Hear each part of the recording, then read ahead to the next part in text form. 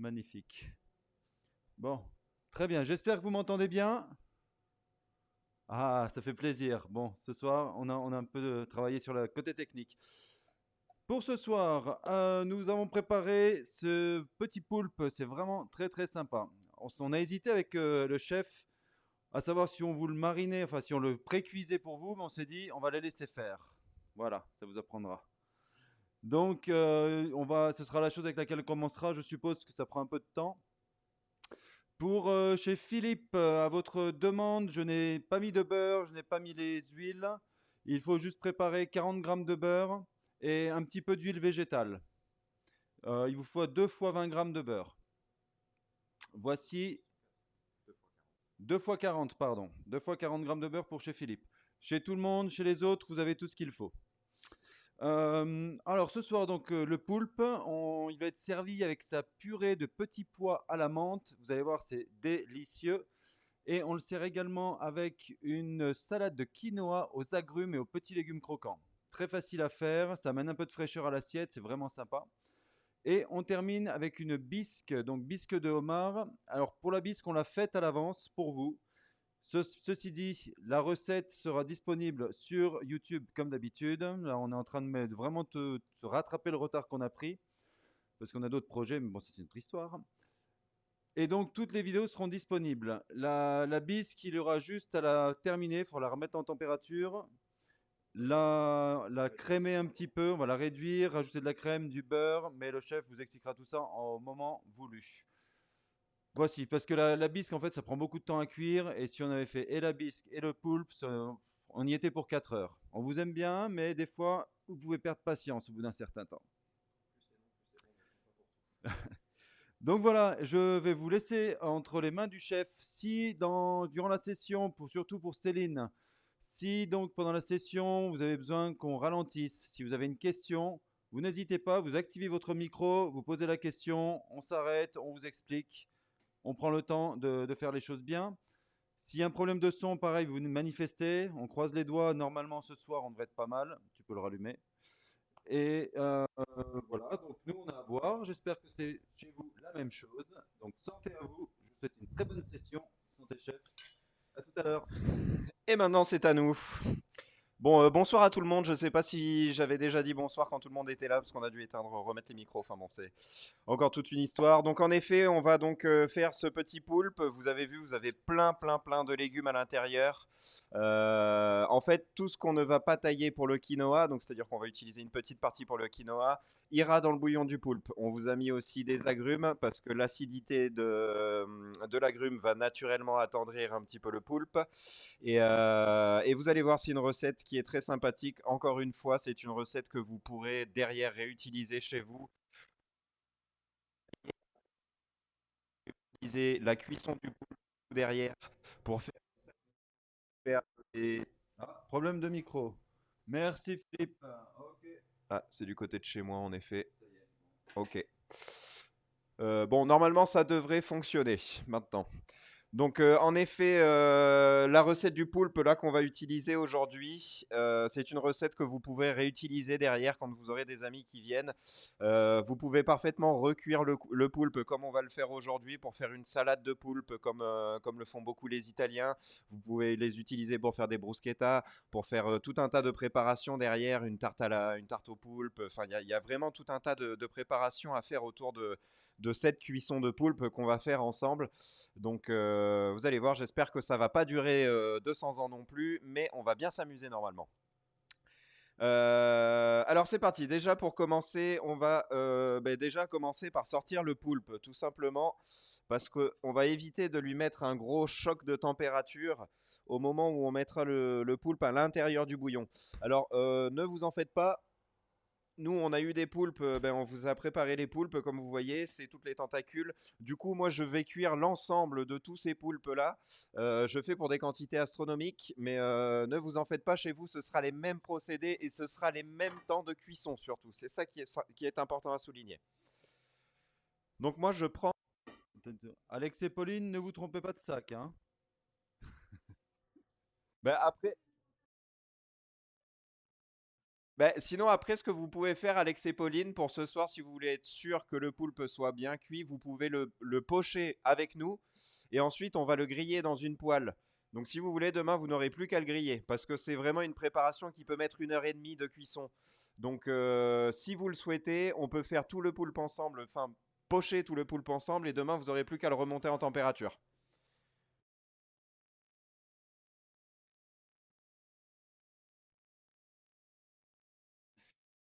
À vos risques et périls.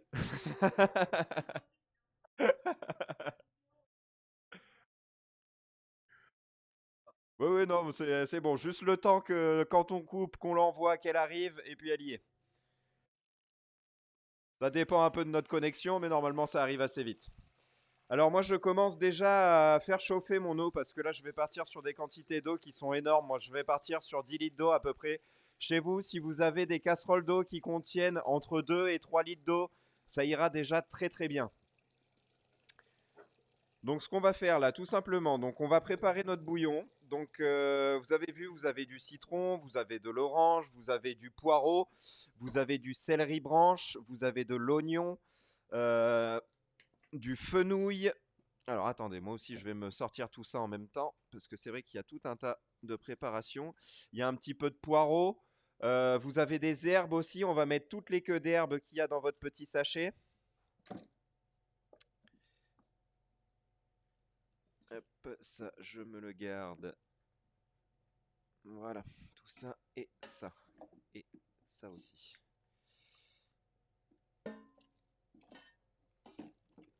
Voilà. Donc là, moi, j'ai récupéré donc mon céleri. Donc céleri branche, hein, bien évidemment. Céleri branche, fenouil, poireau, carottes, les oignons et l'échalote. On va la conserver. On l'utilisera pour le, comment dire, pour la purée de petits pois. Est-ce que tu pourrais juste aller me chercher quelques légumes supplémentaires dans la chambre froide que je rajoute dans la garniture? Parce que moi j'étais parti sur les mêmes garnitures à la base. Mais forcément. Alors, j'avais un économe aussi, fut un temps. Donc maintenant, on va tout simplement donc peler nos petits légumes. Le citron, on va n'en utiliser que la moitié aussi. On va garder l'autre moitié pour assaisonner notre salade. Et on va utiliser un tout petit quart de l'orange, vraiment un tout petit morceau comme ça. Ouais, voilà, très bien. Un tout petit morceau comme ça pour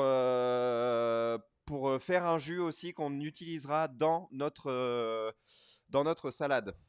Hop, voilà.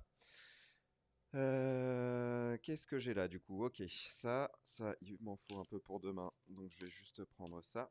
Donc voilà, on va préparer donc tous ces petits légumes. Alors là, c'est pareil, la taille n'est absolument pas importante parce que le légume ne sera pas consommé ensuite. Donc si vous voulez chez vous, vous pouvez faire une belle taille, vous pourrez les réutiliser. Mais moi là aujourd'hui, cette recette à la base, la garniture n'est pas faite pour être consommée, tout simplement parce que vous voyez là les oranges, je laisse la peau, je laisse tout. C'est vraiment oh non, j'ai pris une casserole qui va pas dessus alors que tout à l'heure elle y allait. Bon, ok. Donc oui, c'est vraiment une garniture à la base qui est faite simplement pour donner son goût. Vous n'avez pas du tout, du tout, du tout d'utilité à utiliser cette garniture-là pour manger, à récupérer. Voilà. Donc là, j'ai donc coupé mon orange en petits morceaux. Là, maintenant, je vais faire donc le céleri. Je préfère quand tu fais de bruit. Donc c'est pareil, le céleri de manière assez grossière. Le but étant vraiment que le légume infuse à l'intérieur du bouillon. Il n'y a pas vraiment de... Il n'y a pas vraiment de taille minimum ou maximum à avoir. Comme je vous dis, c'est vraiment le but, c'est que ce soit grossier, que ça infuse dans le bouillon, que ce soit une garniture qui aille au final assez vite à faire.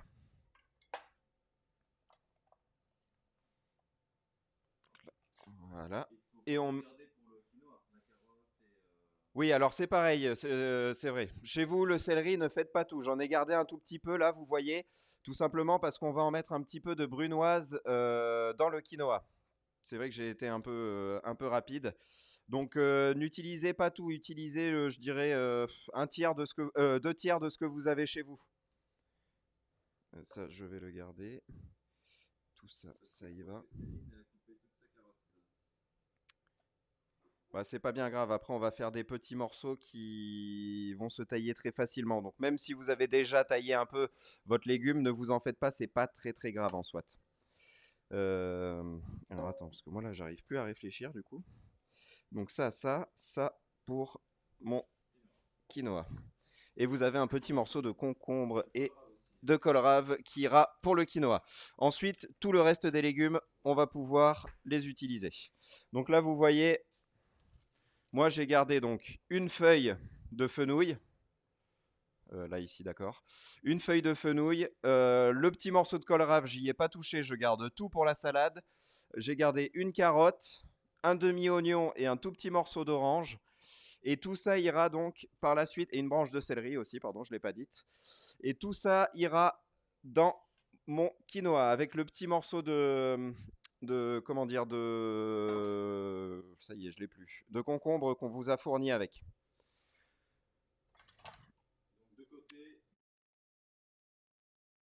J'ai mis un demi-citron comme je vous disais. J'ai un demi-citron que je garde pour assaisonner et j'ai un demi-citron qui ira à l'intérieur.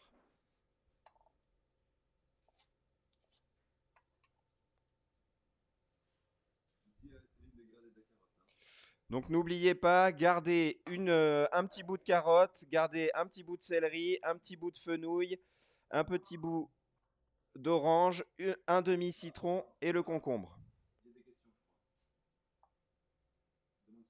Est-ce que vous avez des questions? J'ai cru entendre les micros s'allumer.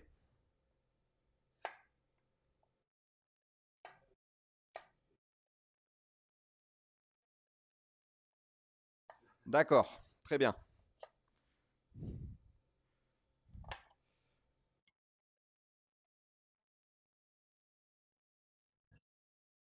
Poireaux, fenouil et carotte. J'ai pas entendu le carotte, il me semble. Mais pas tout, c'est ça. On met que les 2 tiers de ce qu'on a, en général. Et l'oignon, on va le mettre aussi à l'intérieur. Mais il l'avait dit l'oignon, non? C'est vrai qu'avec la grande liste de légumes, du coup, enfin en disant les légumes, j'arrive pas à savoir si j'ai tout dit ou pas.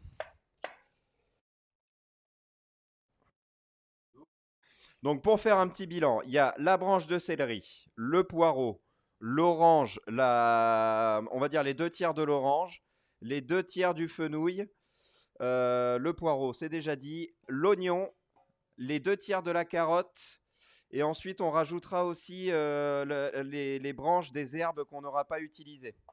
Mais ça arrivera par la suite, vous en faites pas, c'est pas bien grave. C'est ça, de base c'est un bouillon de légumes, alors assaisonné un petit peu particulièrement parce qu'on a le fenouil à l'intérieur qui va apporter ce goût anisé. Il y a l'orange qui va apporter ce petit goût un petit peu méditerranéen.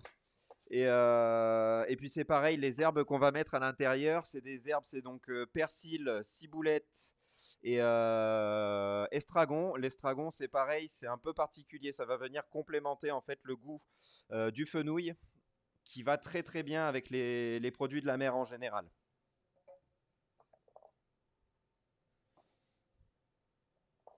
Là, ça, mon demi-citron.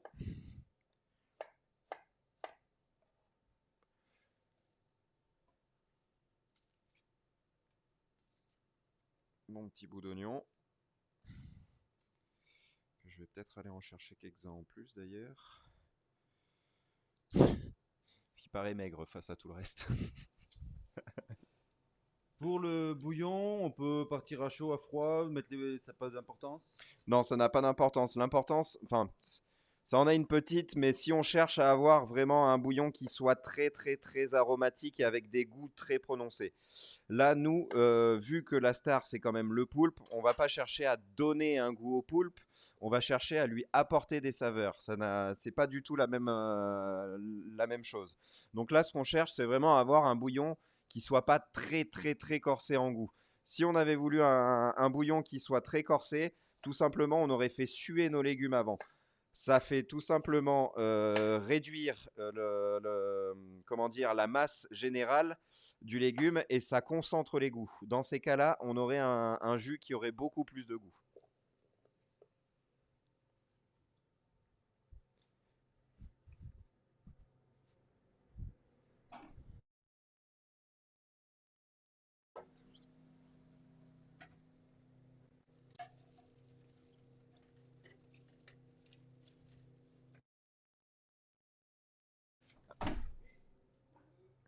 Oui, kohlrabi, ce sera pour le quinoa. C'est ça, c'est pour le quinoa la kohlrabi. Vous avez aussi des têtes d'ail normalement dans vos sacs. On va tout simplement la couper en deux et la rajouter dedans. On ne l'épluche pas du tout, ça ne sert pas à grand chose, donc on le fait pas, tout simplement. Tout l'ail, oui. Vous avez normalement entre 3 et 6 têtes d'ail dans vos sacs. Vous pouvez tout mettre.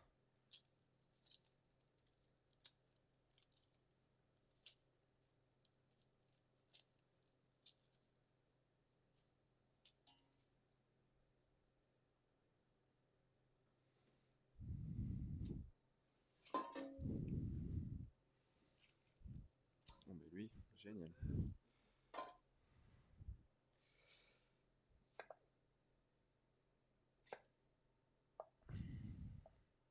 Alors après, c'est pareil. Là, nous, ce qu'on cherche à avoir, c'est vraiment un bouillon qui respecte, entre guillemets, le poulpe. Si vous voulez vraiment donner des saveurs bien particulières à votre poulpe, vous le pouvez parfaitement. C'est-à-dire que ce bouillon-là, c'est un bouillon de base. C'est un bouillon de base pour la cuisson des crustacés. Si vous aimez les bulots, par exemple, vous pouvez parfaitement acheter des bulots crus, partir sur cette même base de bouillon et faire cuire vos bulots à l'intérieur. C'est aussi une base de cuisson pour tout ce qui est homard, pour tout ce qui est crevettes. On peut se servir de ce bouillon vraiment pour tout ce qui vient de la mer. C'est vraiment un bouillon de base.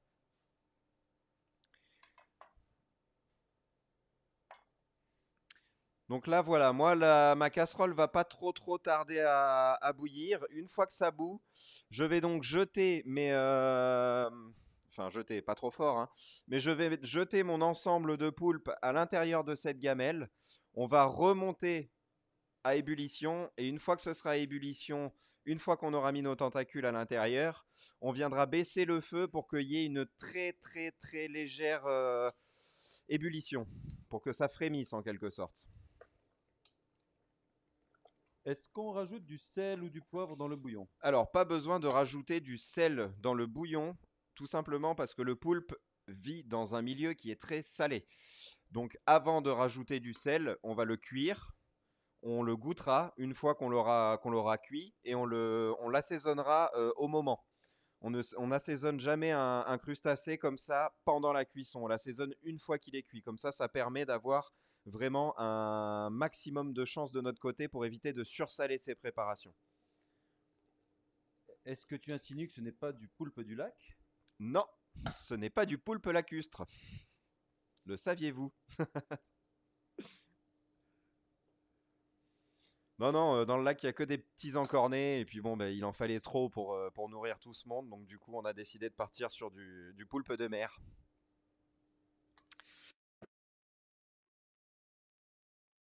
Là, moi, par exemple, mon eau commence à bouillir. Donc j'allais vous demander où est-ce que vous en êtes chez vous pour qu'on fasse ça le plus en commun possible, oui. Ok. Chez Philippe? Ok. Bon, bah alors on va attendre Philippe. Si c'est 3 minutes, on va attendre un petit peu. Chez vous, vous pouvez baisser le feu parce que vous avez des plus petites quantités d'eau. Donc, pour éviter que comment dire, que le bouillon réduise de trop, vous pouvez baisser le feu, qu'il soit juste frémissant. Mais vous voyez déjà là, normalement, au-dessus de votre gamelle, il y a déjà beaucoup de saveurs. Il y a déjà beaucoup d'odeurs qui se dégagent.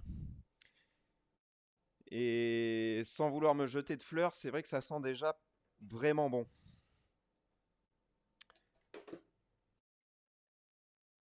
Ah, malheureusement, à cette étape-là, il va falloir attendre à peu près 2 heures.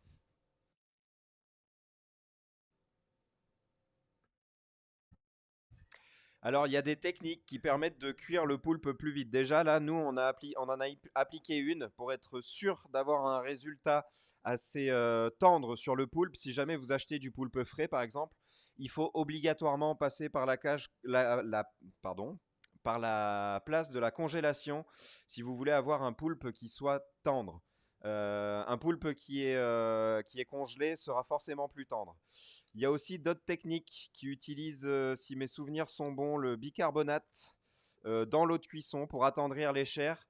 Le seul problème avec ça, enfin problème, oui et non, c'est que la cuisson du coup est très très rapide et qu'il y a vite tendance à faire des surcuissons. Et je ne sais pas si vous connaissez le poulpe, une fois que c'est surcuit, ça fait un peu comme des spaghettis. C'est pas très très bon. Donc cette technique fonctionne, mais elle fonctionne, il faut vraiment, vraiment être à côté de sa casserole. Mais ça réduit le temps de à peu près 50%, oui. Pour les très grosses quantités, ça peut être intéressant. Mais là, nous, au final, le temps de cuisson se cale sur le temps de préparer tout le reste. Donc normalement, on devrait être bon. Comment ça va chez vous, Philippe? Est-ce que l'eau est en train de bouillir? Alors, on va pouvoir commencer. Le frémissement, c'est vraiment le point de température parfait.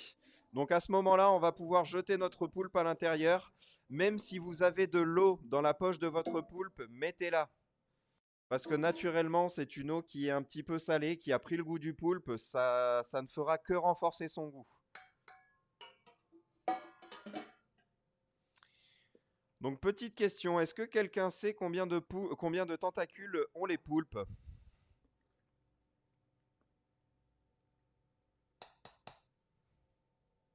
Ah, j'entends plus personne. Ah, oh ben ça va, on est face à des gens cultivés ce soir.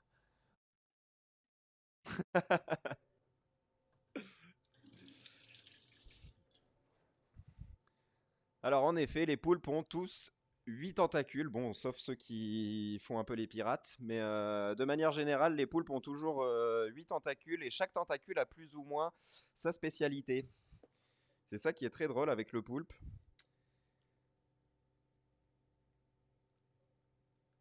Donc là, moi, l'eau est déjà remontée en température, elle vient de bouillir. Donc là, ce que je viens de faire, c'est que je viens de mettre le feu sur feu moyen, histoire que ça maintienne, en fait, si vous voulez, l'ébullition très légère. Le frémissement, comme disait Philippe tout à l'heure, c'est vraiment la température idéale pour cuire le poulpe. Et à partir de ce moment-là, on est parti pour minimum 1 heure de cuisson. Parce que naturellement, comme je vous ai dit, en fait, le poulpe, chaque tentacule est plus ou moins spécialisé. Vous avez généralement 2 grands tentacules, 4 moyens, on va dire, et 2 petits. Et ben forcément, rien que sur un seul poulpe, les tentacules, il y a déjà 3 temps de cuisson différents.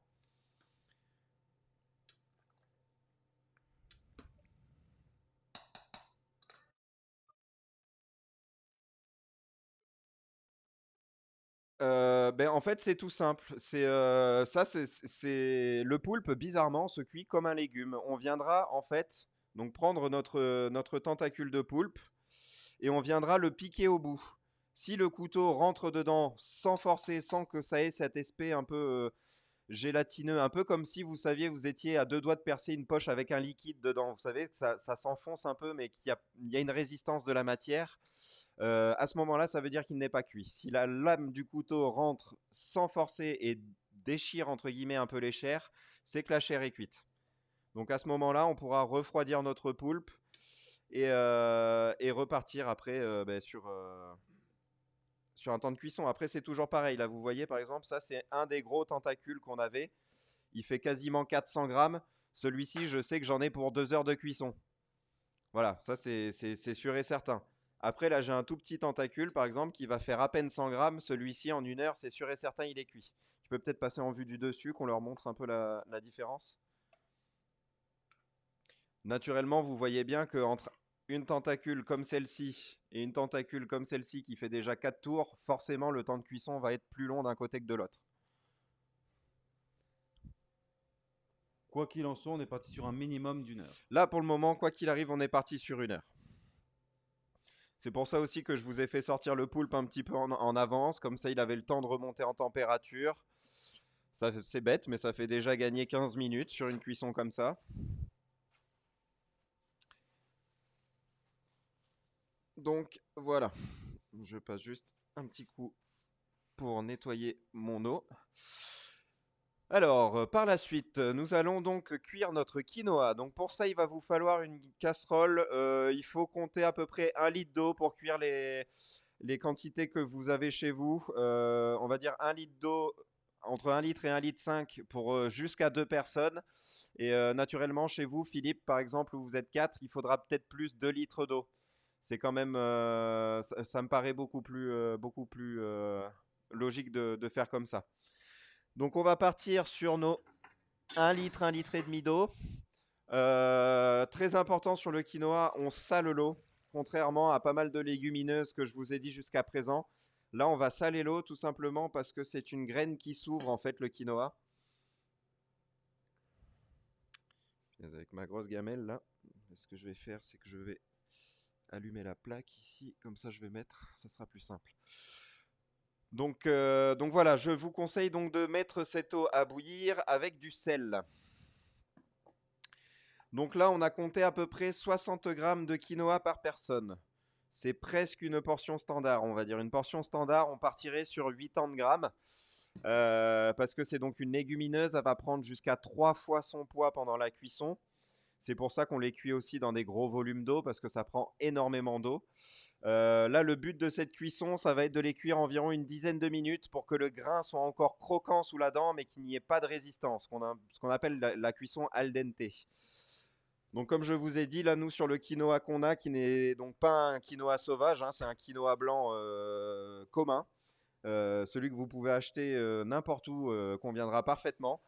Il y a même une marque qui dit Pirate, qui fait un peu le même style avec un mélange de quinoa blanc et de quinoa sauvage, qui pourrait aussi très très bien aller pour ce type de recette parce que le quinoa sauvage garde un croquant qui est un peu plus texturé que le blanc, je trouve. Mais vous allez voir, on va faire ce petit quinoa. Ça va être très facile, très simple. Et vous allez voir, on va se retrouver dans une petite salade de quinoa qui va être pleine de goût. Ça va être très agréable. Voilà. Donc le temps que l'eau bout, on va pouvoir reprendre nos petits légumes qu'on avait laissés sur le côté tout à l'heure pour notre quinoa. Donc là, vous voyez mon petit morceau de concombre, mon céleri, ma carotte, mon fenouil, mon demi-citron et mon petit quart d'orange que j'avais gardé sur le côté avec... Hop, attends, je peux les mettre ici, sinon comme ça libère tout, c'est encore mieux. Donc notre chou rave aussi, pardon, que je n'avais pas encore dit.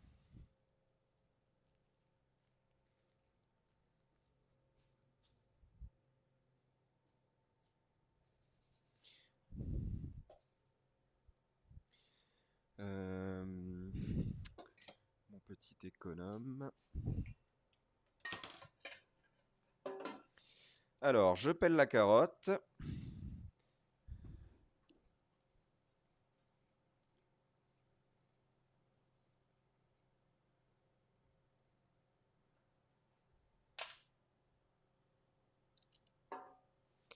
Je pars des deux côtés.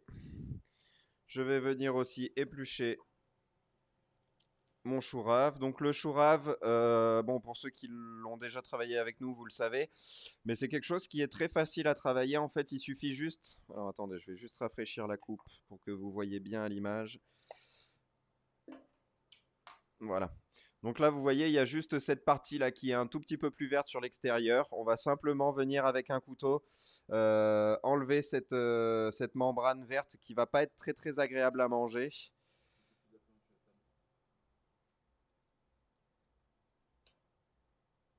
Donc de cette manière, vous pouvez tout à fait le faire à l'économe aussi, hein. C'est juste que moi je préfère un peu travailler avec mes couteaux naturellement.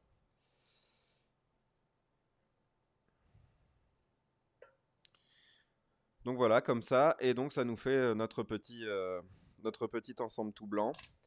Le fenouil, on va aussi tout simplement le couper en deux. On va bien le parer sur le côté là pour avoir un côté bien droit parce que c'est de là qu'on va partir pour faire notre petite brunoise. comme ceci. Je le ramasserai tout à l'heure. On enlève donc les parties. Alors attendez. Parce que je viens de me rendre compte qu'on travaille pas mal de blanc et que sur une planche blanche, c'est vrai que c'est pas top top.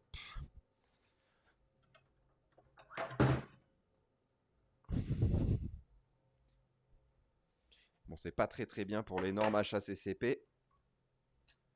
Mais on va dire que ce soir, il n'y a que nous qui mangent. Donc, voilà. Donc là, comme vous voyez, donc on voit quand même un petit peu mieux, je pense. Ouais. Donc, ma carotte pelée, mon petit chou rave bien taillé, ma petite feuille aussi de fenouil que j'ai donc juste coupé en deux, pareil ici, pareil en bas pour avoir des parties bien propres. On va faire la même chose sur le céleri. Alors c'est pareil, je ne sais pas si vous le savez, mais les jeunes feuilles pardon, de céleri se mangent comme ça.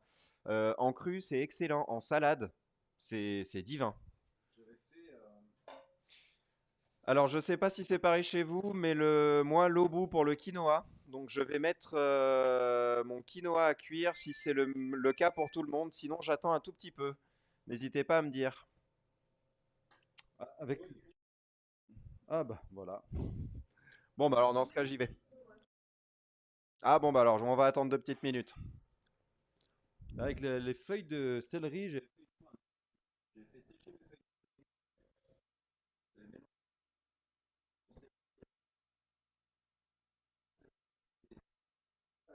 Bon de faire ça aussi, ouais. C'est vrai que ça, tiens d'ailleurs, il faut qu'on le fasse avec l'ail des ours aussi. Bah oui, un sel d'ail des ours, quand même. Avant qu'il n'y en ait plus. Alors moi, je passe simplement ma gamelle sur une plaque chauffante, tout simplement parce qu'elle est énorme et qu'elle me prend toute la place. Sinon, j'ai plus de place pour cuire les autres éléments. Mais on reste sur le même principe, hein. Donc, c'est-à-dire qu'on reste à une ébullition très très très légère. Le but, c'est vraiment pas que ce soit une machine à laver. Et puis voilà, on va le laisser cuire tout doucement comme ça. Donc maintenant, je vais tailler mes petits légumes. Donc oui, juste pour finir ma petite histoire, si jamais les fleurs de céleri, très très bon en salade, avec une petite vinaigrette au vinaigre de cidre et à la moutarde à l'ancienne, c'est juste excellent.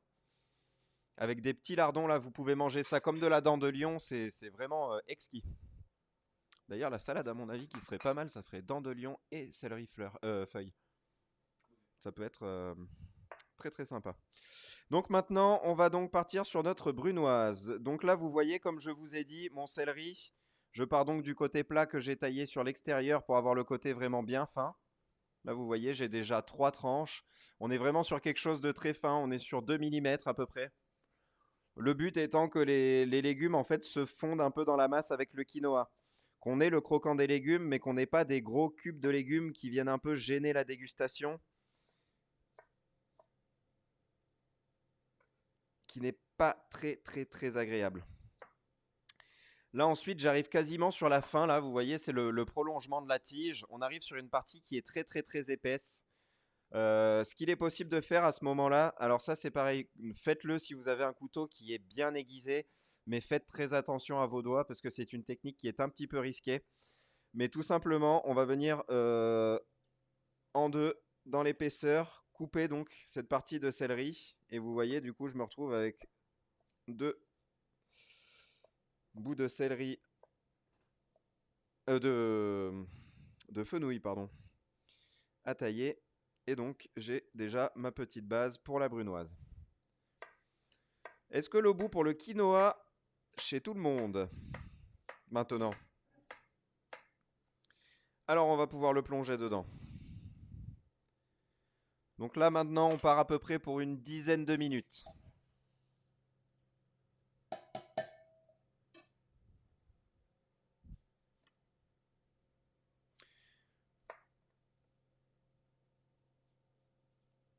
Alors c'est pareil, hein, de manière générale, toutes ces légumineuses et de même tous les légumes, etc., je conseille de les cuire à une eau qui soit chaude, mais pas bouillante, on va dire, à très très fort bouillon, parce que de manière générale, ça abîme les légumes, ils s'entrechoquent les uns les autres quand ils cuisent, et ça fait pas une très très belle cuisson. Donc juste vraiment à température idéale. Ah mince, bon, pas de souci.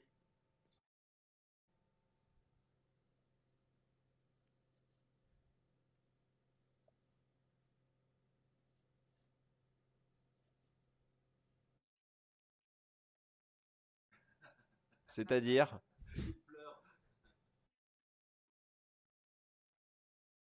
oui.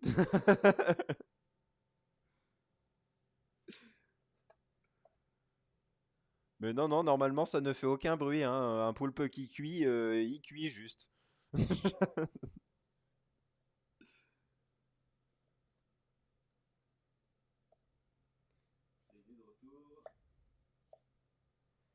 Mais ça, c'est parce que c'est la patte du chef. C'est le chef cuisson Alex qui fait couiner le poulpe.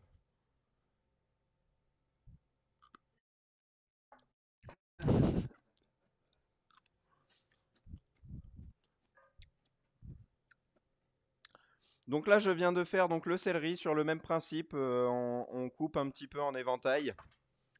Bon, je vais quand même attendre le retour de notre grande blessée. N'hésitez pas de temps en temps à passer un petit coup de cuillère, hein, dans le poulpe. Ça remue un petit peu les différents éléments et puis ça réunifie bien la température surtout. Ça évite que ce soit très chaud au-dessus et très froid pardon, très chaud en dessous et très froid au-dessus.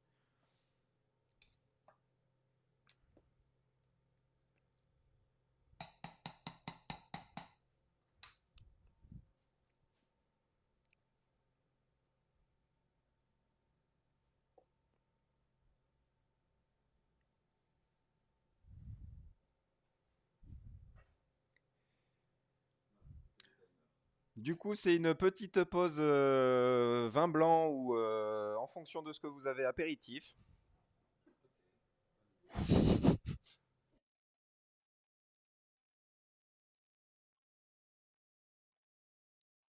Ah,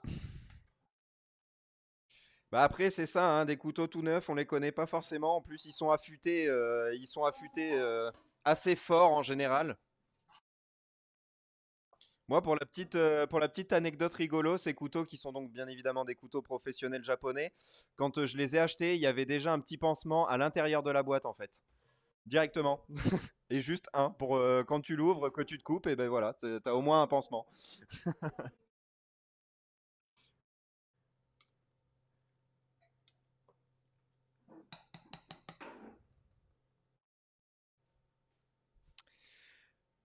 Bon, maintenant que tout le monde est de retour,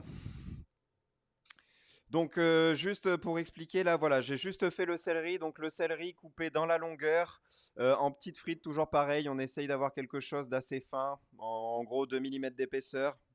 On reste dans cette optique-là. Maintenant, on va venir donc faire notre chou rave. Donc le chou rave, toujours pareil, vous avez forcément un côté plat. Si vous en avez un complet, je vous conseille quand même de le couper en deux pour avoir ce fameux côté plat.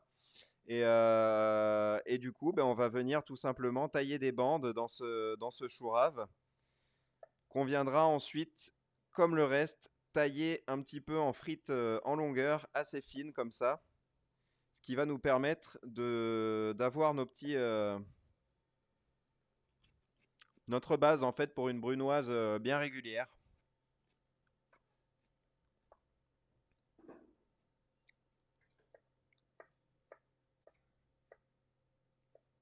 Ah, il est en train de perdre un petit peu de goût notre colrave. Je pense que là la saison c'est plus la meilleure, ça y est. Une chose est sûre, c'est pas Alex qui va se couper, hein.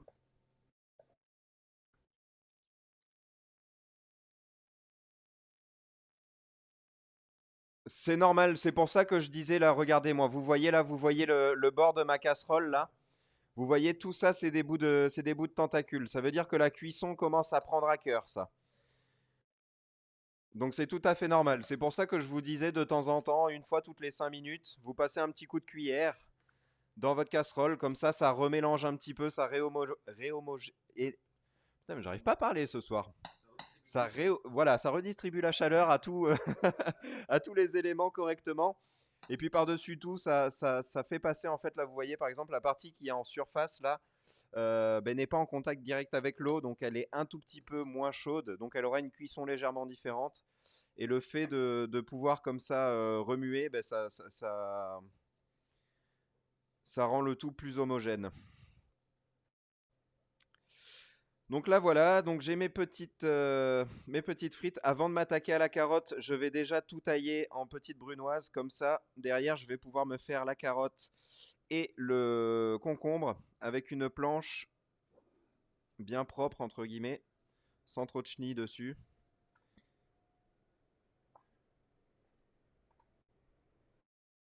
Voilà. Alors, petite technique pour notre nouvelle, ça serait bien de ne pas attaquer le deuxième doigt. Pour attaquer, on va dire, une coupe un peu professionnelle, comme j'ai expliqué à tous les autres auparavant, la technique, c'est de mettre en fait sa main un peu de cette façon-là, comme si on prenait une prise d'escalade en fait, et on va venir faire glisser notre couteau sur ces phalanges-là. Donc sur ces phalanges-là qui sont bien plates, qui vont être perpendiculaires aux légumes. Et en fait, en faisant glisser le couteau de cette manière-là, on voit bien qu'on n'a pas du tout les doigts en contact avec le tranchant. On a les doigts en contact qu'avec le haut de la lame. Donc on n'a aucune chance de se couper de cette manière-là. Et ça permet d'être beaucoup plus précis parce que du coup, c'est les doigts qui guident la lame et c'est pas la lame qui guide toute seule dans la partie qu'on est en train de couper. Et c'est ce qui permet d'avoir ce rendu professionnel, entre guillemets, de faire rouler la lame, ce que l'on appelle, et de pouvoir couper un petit peu comme un chef à la maison.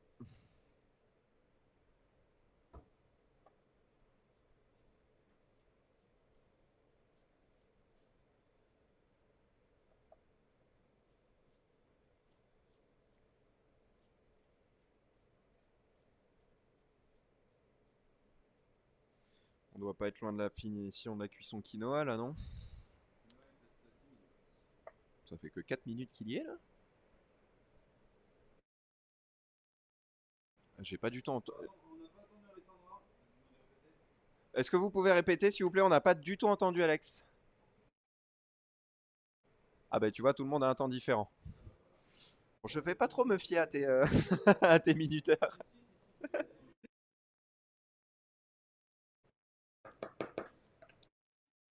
Bon, mais chez moi, en tout cas, il est pas du tout cuit.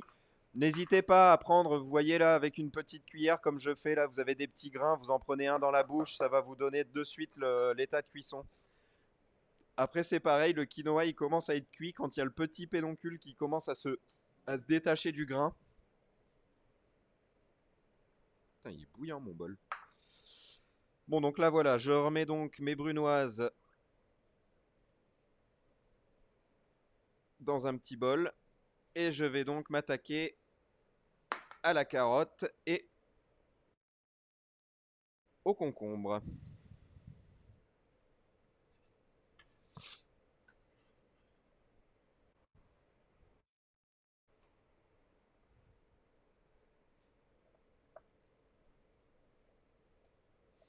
Donc là, la carotte, vous voyez, en fait, la technique pour être plus facile avec la carotte, c'est de faire un côté plat. Donc là, vous voyez, j'ai fait une toute fine tranche qui allait ici. Je l'ai détachée. Donc vous voyez, elle est vraiment très très fine, hein. Et ce qui va me permettre, en fait, maintenant d'avoir une carotte qui est très stable. Donc à partir de ce moment-là, je peux vraiment la tailler comme je veux. Et donc voilà, on a nos petites bandelettes donc toutes fines. Essayez de garder une certaine taille à peu près équivalente à ce que vous avez taillé avant en, en céleri, en colrave et fenouil. Hop, donc ça, c'est des petites chutes. Je les mets directement dans mon bouillon de cuisson.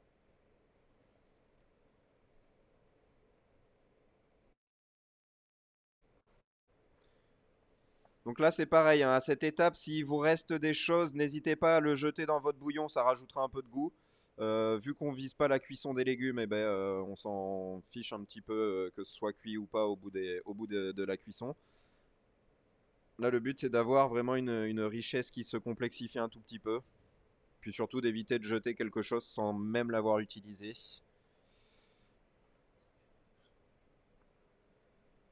Le but étant quand même d'être un minimum responsable.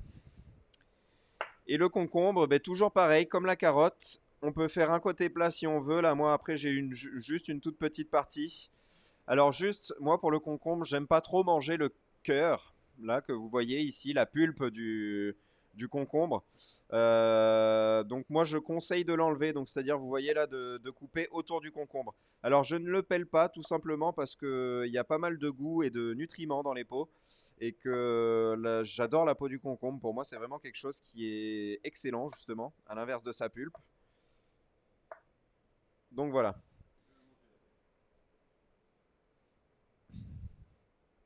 T'es sûr? C'est pas un poison pour toi, il y a de l'eau dedans.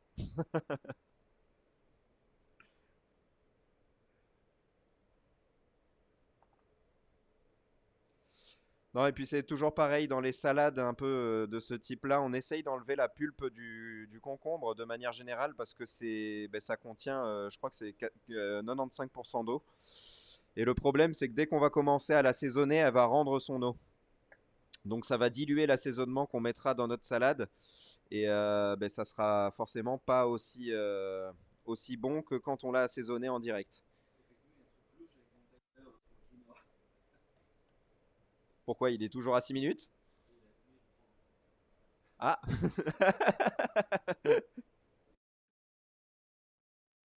Si jamais chez vous il est cuit, oui. Moi, il me manque encore un tout petit peu.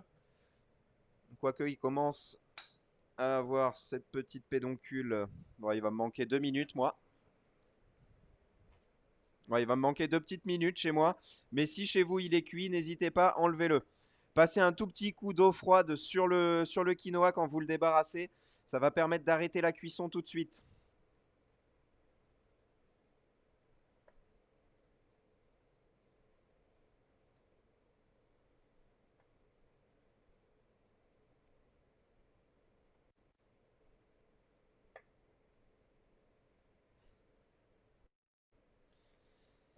Et donc voilà, tous mes petits légumes sont donc maintenant coupés.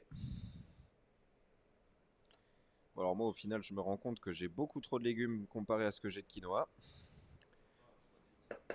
Hein? Oui, non, c'est pas un problème.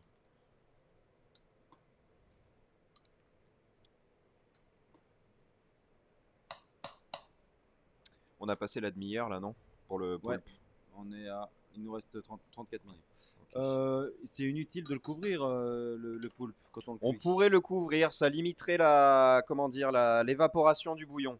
Mais ça n'apporterait rien de particulier, ça serait même un tout petit peu pas forcément top top, parce que on verrait pas ce qui se passe en dessous.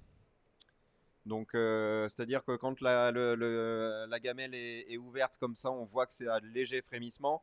Si on couvre, le problème c'est que le léger frémissement va devenir un gros bouillon et que c'est ce qu'on souhaite pas avoir. Donc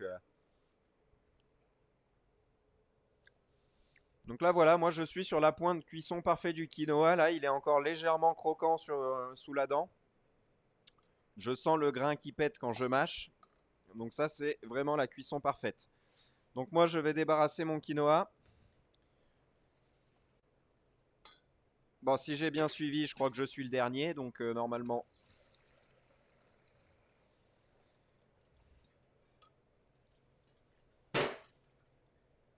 Voilà, on va le laisser s'égoutter donc dans la gamelle le temps qu'on finisse d'assaisonner ces petits légumes. Parce que là maintenant, comme la plupart des légumes crus, le but ça va être de les cuire entre guillemets un petit peu avec l'assaisonnement qu'on va mettre dans notre saladette de quinoa. Donc c'est-à-dire qu'on va mettre un petit peu de citron et de jus d'orange dans notre mélange de légumes. Et par-dessus tout, on va venir mettre un petit peu de zeste d'orange et de citron dans notre quinoa. Donc là, moi, j'ai donc ma moitié d'orange et de citron. Enfin, mon petit bout d'orange et ma moitié de citron. Je prends mon zesteur, je vais tout simplement venir donc zester un petit peu mon quinoa.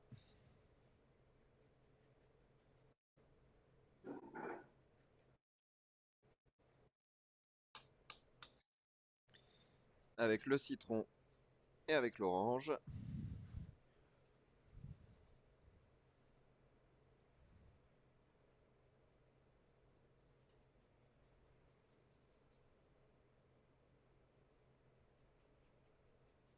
Donc tu peux te mettre un peu de vinaigre blanc sur le...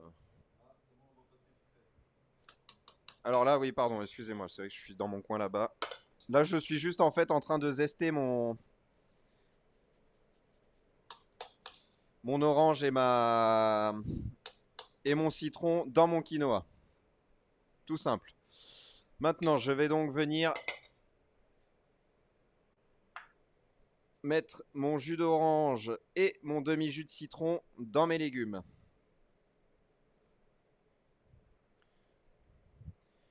Ce qui me reste en pulpe, je le mets dedans directement.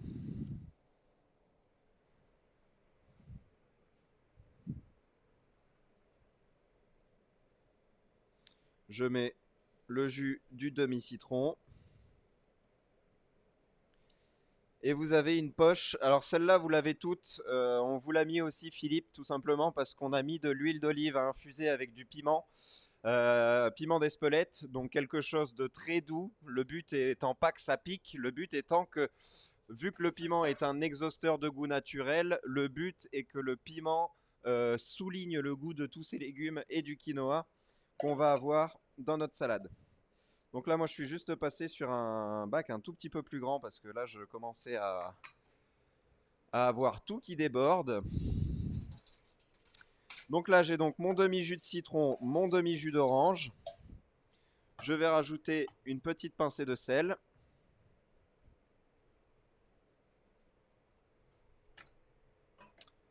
Je vais mettre un petit peu de piment, de l'huile d'olive.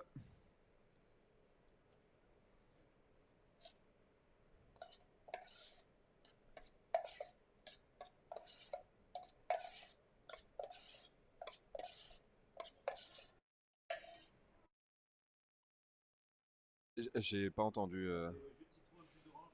Après le jus de citron et le jus d'orange, j'ai simplement mis une pincée de sel et l'huile d'olive qui doit être notifiée huile quinoa. Huile d'olive quinoa. C'est l'huile d'olive qui est mélangée avec un petit peu de piment d'Espelette.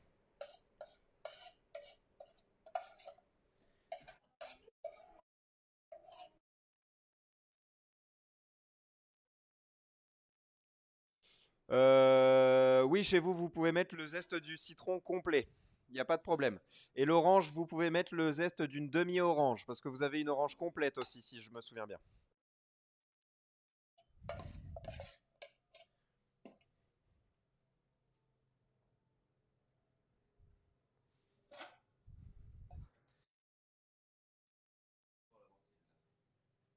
Ouais, c'est vrai que la ventile m'a un peu...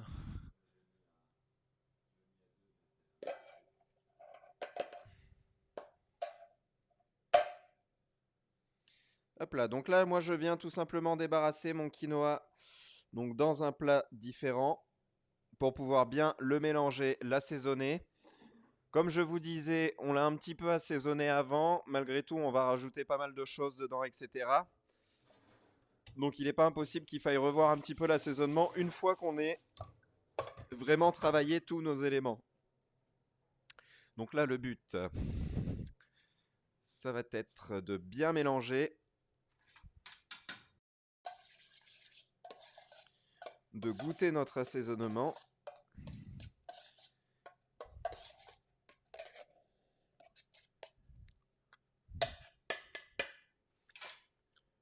Donc là, c'est très bien. Mon quinoa est encore légèrement tiède chez moi. Ça va aider en fait à exhauster le goût des comment ça s'appelle, des zestes. Si chez vous il n'est pas, de toute façon, on va manger cette préparation d'ici en gros une petite heure maintenant. Donc le temps qu'on laisse infuser le reste en fait, tout va bien s'infuser, se mélanger. Ça va être, vous allez voir, ça va être très drôle. Est-ce qu'on réserve au frais ou on reste à température ambiante? Non, moi je vais les réserver au frais. Le but étant... Oui, pardon. Non, non, j'ai tout laissé séparé parce que le but, ça va être de cuire légèrement ces légumes dans ce jus de citron et dans ce jus d'orange. Comme ça, ils vont rendre leur eau de végétation. Et ensuite, on pourra donc vraiment prendre que les légumes assaisonnés et on assaisonnera le quinoa avec le jus qu'il y a au fond. Dans les légumes, mais vous pouvez parfaitement le mettre dans le quinoa, ça changera pas la recette au final.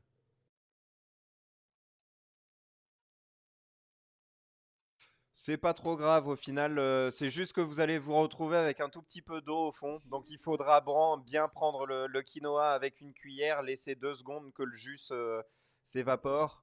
Et puis, euh, et puis on va le faire comme ça. C'est pour ça, vraiment, n'hésitez pas, si vous avez la moindre question, posez-la moi. N'hésitez pas. Vous pouvez commencer à tester aussi un petit peu vos tentacules de temps en temps. Là, on commence à avoir la texture cuite. Donc, si jamais vous refaites la recette chez vous, moi là, par exemple, j'ai des tentacules, elles pourraient même presque être consommées là. Les vraiment toutes petites. Mais vous voyez, tant qu'on n'a pas ce résultat-là, c'est impossible de le manger. Vous allez avoir un vrai caoutchouc, un vrai chewing-gum dans la bouche.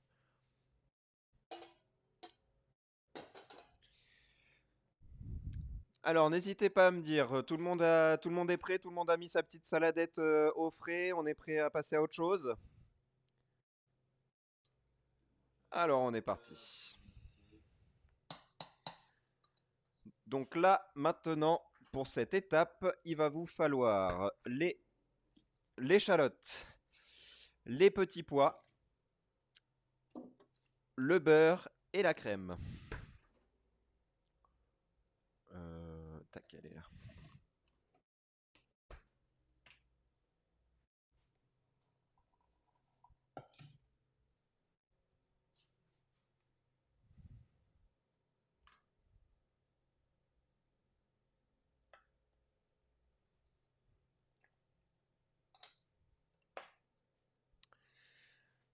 Donc on va déjà commencer par peler naturellement notre échalote.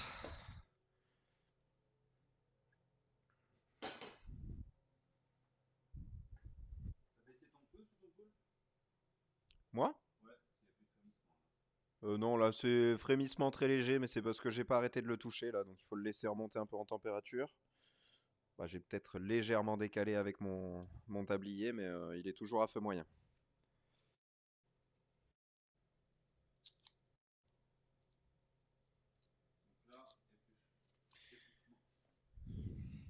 Épluchagement. Donc là, on épluche notre échalote. On va venir la ciseler. Donc, bon, plein savent déjà ce que c'est. Ciseler, c'est en faire des petits cubes, un peu comme on a fait tout à l'heure. Non, d'ailleurs, on va la faire en grossier, parce que là, c'est pour la purée, pardon. J'y étais plus. Donc là, on va simplement donc, la couper en 4. Une fois dans la longueur, et ensuite, on va donc venir couper des quarts d'échalote, tout simplement. On va la tailler de manière assez grossière, on va dire en gros 1 cm d'épaisseur. On va se sortir une petite casserole. Prévoyez une casserole qui puisse prendre la masse de petits pois que vous avez quand même, hein, parce que là on va cuire les petits pois. Donc prévoyez une casserole, presque une grosse casserole on pourrait dire à la maison.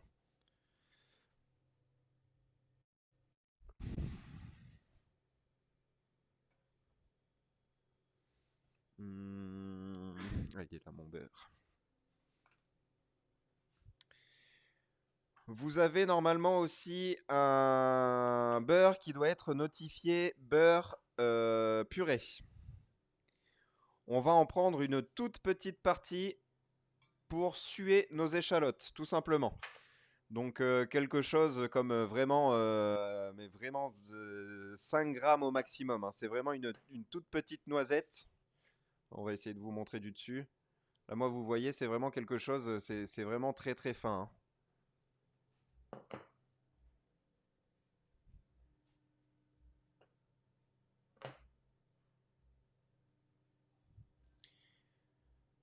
Donc on vient jeter notre échalote dans ce beurre fondu et on va venir les faire suer sans coloration.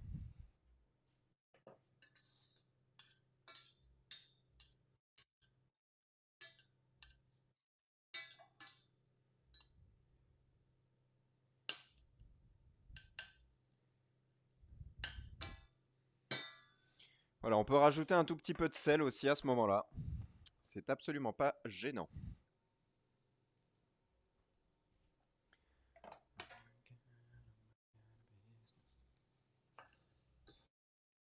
Oui? Eh ben, enlevez-le alors. Alors, ce que vous pouvez faire pour être sûr et certain qu'il soit cuit, vous pouvez tout simplement le mettre de côté et le laisser tirer ce que l'on appelle dans l'eau une dizaine de minutes. Comme ça, vous êtes sûr et certain que la température en baissant tout doucement finit de cuire votre poulpe.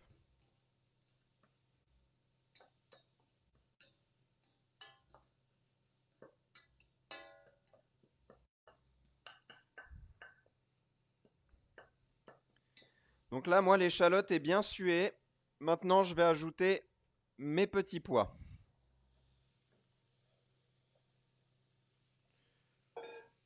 On va venir les suer aussi rapidement. Et pour ça, on va venir ajouter donc la fin des 20 ou 40 grammes en fonction du nombre que vous êtes, enfin 10, 20 ou 40 grammes. Là, en gros, c'est 10 grammes par personne de beurre qu'on met dans cette recette.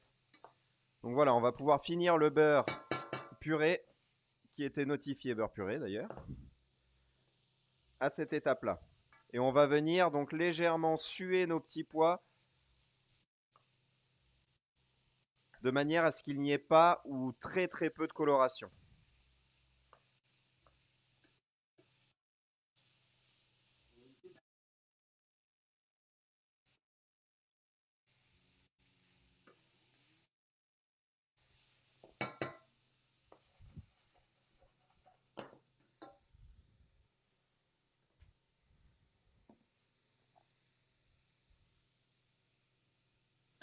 Je sale, je mets une petite pincée de sel déjà, ça va permettre d'exhauster un petit peu les goûts de mes petits pois.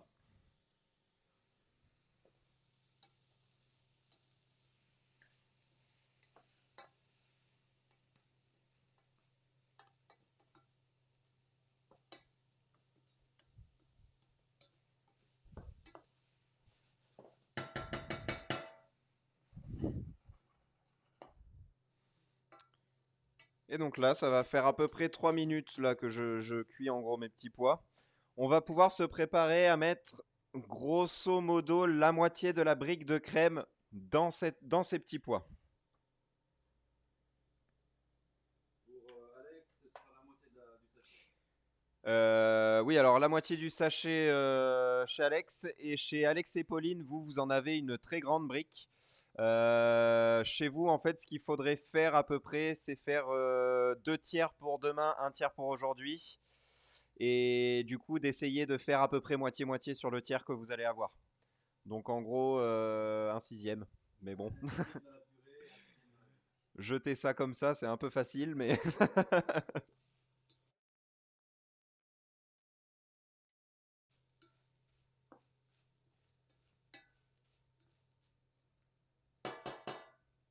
faut 4, 24, donc grosso modo 40, 40 grammes de crème, ou 4 centilitres.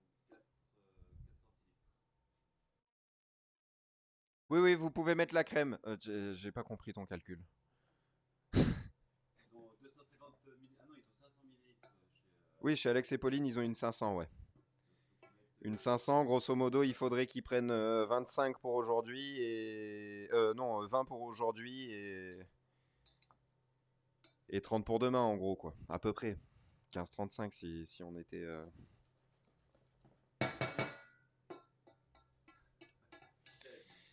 Ouais, non, là, je sais pas, veuillez m'excuser, moi je suis cuisinier, hein. Je vais m'en tenir à mes casseroles parce que...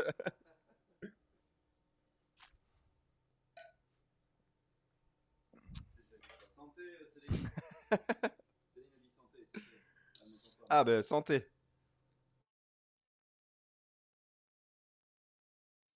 Alors ça, c'est le plus grand oubli en cuisine qu'il ne faut jamais faire. Toujours penser à s'hydrater, parce que quand il fait chaud comme ça, le corps se déshydrate très vite.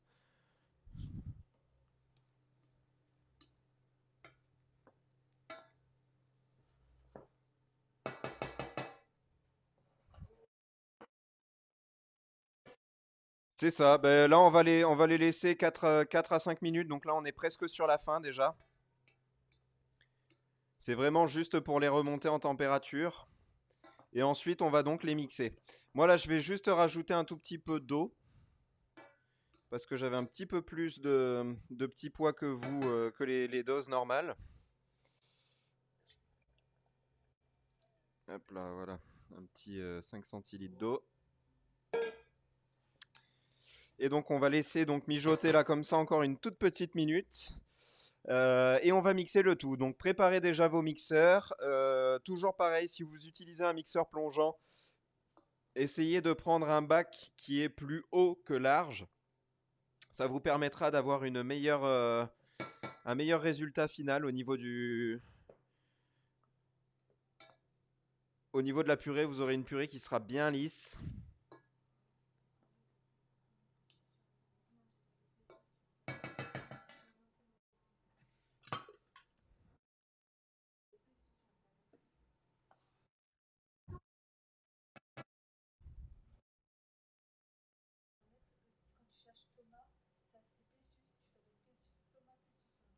Mais non.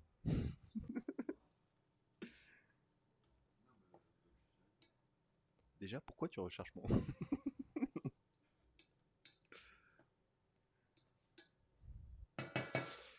Voilà, donc là, moi, maintenant, je vais donc débarrasser mes petits pois dans mon mixeur. Alors, moi, j'ai toujours mon célèbre ami robot. Comme je vous le dis à chaque fois, tout ce qui est blender, tout ce qui est mixeur plongeant, tout ça, ça fonctionnerait, bien évidemment.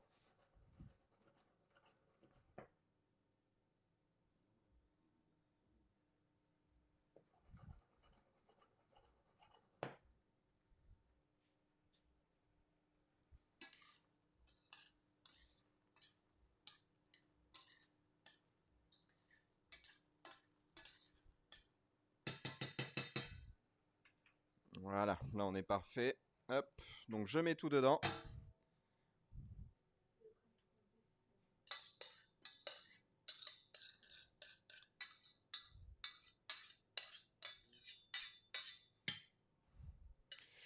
Et on va donc le mixer. Vous avez un sachet avec des feuilles de menthe. Alors vous pouvez déjà commencer à l'effeuiller. On va tout simplement rajouter la menthe un tout petit peu plus tard. Tout simplement parce que là, le problème, c'est que la purée est très chaude. Et si on met les feuilles de menthe maintenant, les feuilles de menthe vont devenir toutes noires. Et c'est pas esthétiquement parlant, c'est vrai que c'est pas foufou. Donc on viendra rajouter la menthe à peu près quand comment dire, la température de la préparation sera descendue aux alentours de 60 degrés. C'est-à-dire qu'on peut la toucher à la main sans avoir cette sensation de se brûler. On peut la mettre juste avant de servir aussi si vous le souhaitez, mais le fait de la laisser infuser comme ça aussi, c'est pas mal.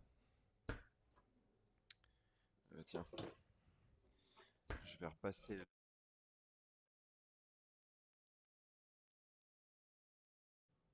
Oui, oui, normalement, ils sont tendres, hein. C'est quelque chose qui doit être obligé parce qu'ils sont déjà pré-cuits. Donc, après, c'est pareil. Le petit pois, c'est punaise, mais j'ai du mal à parler moi aujourd'hui. Une légumineuse aussi qui peut lier beaucoup. Si par exemple, vous avez l'impression qu'il vous manque un tout petit peu comment dire, de texture, c'est-à-dire que c'est vraiment épais, n'hésitez pas à rajouter un tout petit peu d'eau à l'intérieur.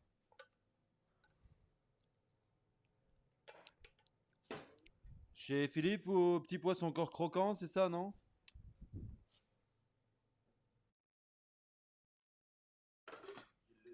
D'accord, ben s'ils sont encore un peu croquants, parce que moi j'ai goûté les miens, ils sont vraiment bien. Donc s'ils sont encore un peu croquants, n'hésitez pas à les faire cuire encore un tout petit peu Poussez un peu la cuisson, rajoutez par exemple 5 centilitres d'eau dans votre casserole et poussez la cuisson 5 minutes de plus. Oui, oui, le but c'est que ce soit une purée vraiment lisse, quoi.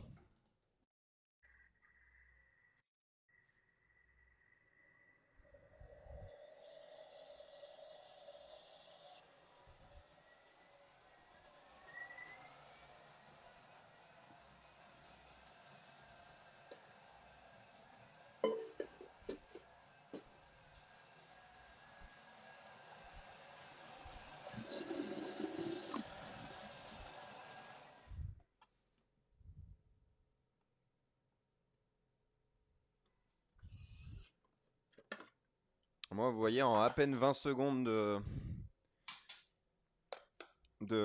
comment dire, de mixage, on a déjà quelque chose de lisse, quoi, qui tombe. Alors, je vais pousser un petit peu plus parce qu'il me reste un peu de texture à l'intérieur et je cherche vraiment à avoir une purée lisse. Mais le but... Pardon, excusez-moi. Je m'étouffe. Mais le but vraiment, ouais, c'est d'avoir quelque chose de très lisse, ouais.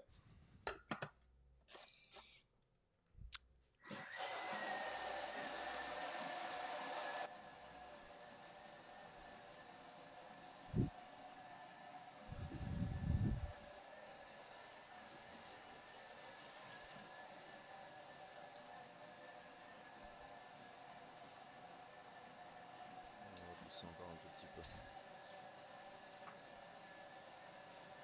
Il reste combien de temps au timer là pour le poulpe? Moi, ça va, on devrait être pas mal.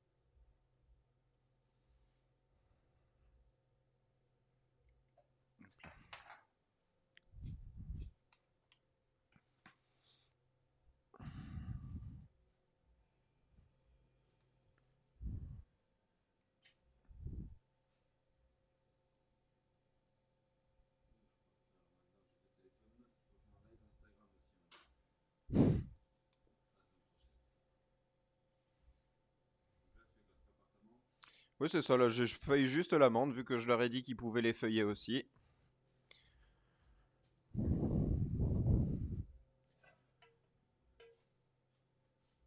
Hop là, et comme ça, on la laisse ici, le temps qu'on puisse l'utiliser.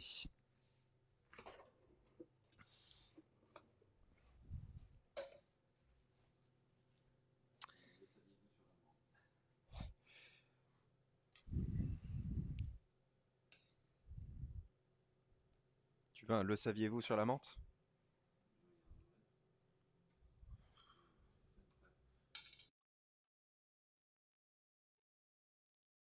Qui est-ce qui me dit ça?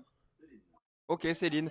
Oui, ben vous auriez pu le mettre dans le bouillon de cuisson du poulpe. Bon, après, c'est pas très très grave, hein. On vous a déjà fourni énormément de légumes. Normalement, votre bouillon est déjà très riche en saveurs. Donc, normalement, il n'y a vraiment aucune perte de texture et de saveur pour vous, en tout cas, d'avoir fait ce petit oubli. C'est pas grave du tout.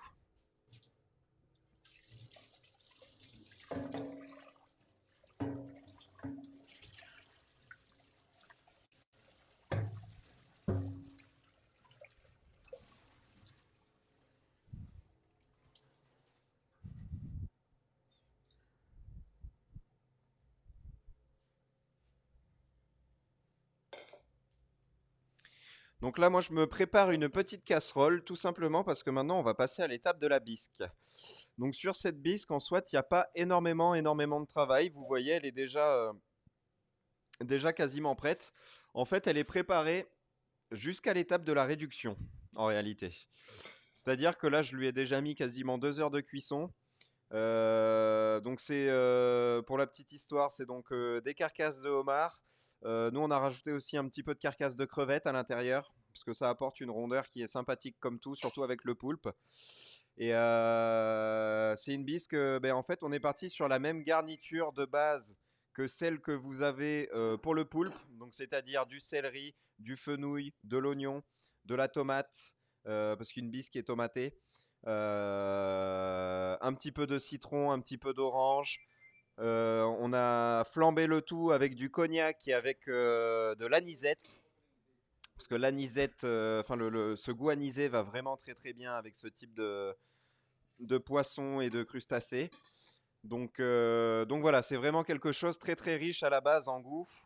Et par-dessus tout, le but maintenant pour nous, ça va être de la faire réduire, comme je vous l'ai dit. En attendant la fin de la cuisson de notre poulpe qui ne saurait trop tarder. Commencez à regarder d'ailleurs chez vous, les plus petites tentacules doivent commencer à être pas mal, hein.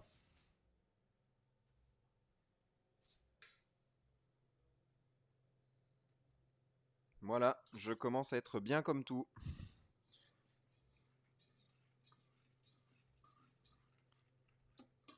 Donc là voilà, ma bisque, donc tout simplement comme je vous disais, donc carcasse de homard et de crevette, parce que la crevette apporte un goût qui va nous permettre de lier le poulpe et le homard en fait. Et donc bien, en fait c'est un peu le même principe qu'une soupe de poisson. Donc c'est-à-dire qu'on va briser ces carcasses en tout petits morceaux, on va réussir à avoir un consommé qu'on passe ensuite au chinois. Et donc chinois pour nous en langage professionnel c'est une passoire. Et donc là maintenant, ben, en fait, la seule chose qui va nous rester à faire, c'est à réduire cette sauce. On va la crémer et ensuite on va rajouter un tout petit peu de beurre. Donc c'est-à-dire qu'on a ce qu'on appelle lié au beurre. Donc chez vous, vous avez 10, 20 ou 40 grammes qui sont prévus pour ça. Ça va permettre à la sauce d'avoir une belle onctuosité, une belle longueur en bouche et par-dessus tout une belle brillance. C'est pour ça qu'on le met. Mais déjà, là, je sais pas si vous les avez mis dans votre casserole ou pas. Là, moi, elle est cachée derrière mon gros rondeau, là. Mais voilà, j'ai mis ma sauce donc à réduire tout doucement sur un feu moyen. Et je sais pas si vous sentez, mais il y a déjà cette odeur de poisson qui remonte. Moi, franchement, j'adore ces odeurs. Ah, ça fait partie d'un de mes plats préférés. C'est ce que je disais à Anthony, justement, d'ailleurs, en faisant la bisque. Moi, la recette que j'adore, c'est les pâtes au homard. Donc, partir avec la bisque comme ça, légèrement crémée, avec des petites tomates cerises, un petit peu d'estragon et de menthe à l'intérieur. Et puis, ben, naturellement, le homard par-dessus après. Ça, franchement, je pourrais en manger à tous les repas, je pense. Bon, après, j'ai un peu des goûts de luxe, j'avoue. Mais Un petit shot de cognac à côté, bien sûr. à côté des pâtes, Ah bah avec ça, c'est délicieux. Une bisque on avec un peut, petit shot de cognac, c'est on, magnifique. on peut se faire un truc comme ça, oui. Après, c'est pas pour faire l'ivrogne, mais il y en a déjà bien assez dans la bisque pour.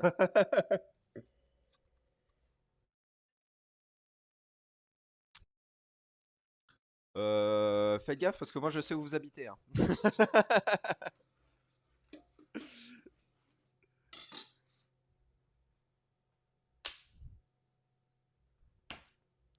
Donc là, on laisse réduire gentiment, feu moyen. C'est ça, on laisse réduire en fait le temps que le poulpe finisse tout doucement de cuire. Là, il doit nous rester maintenant entre, allez, on va dire entre. Bah, pour les premiers, c'est déjà cuit. Et je pense qu'au max, il va nous rester 20 minutes de cuisson pour vraiment les très grosses tentacules. Mais normalement, chez vous, vous en avez pas. Donc là-dessus, déjà, c'est déjà ça de gagner, entre guillemets, hein.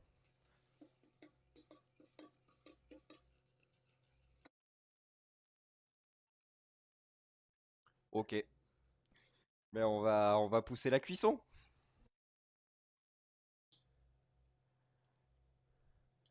On va pousser la cuisson.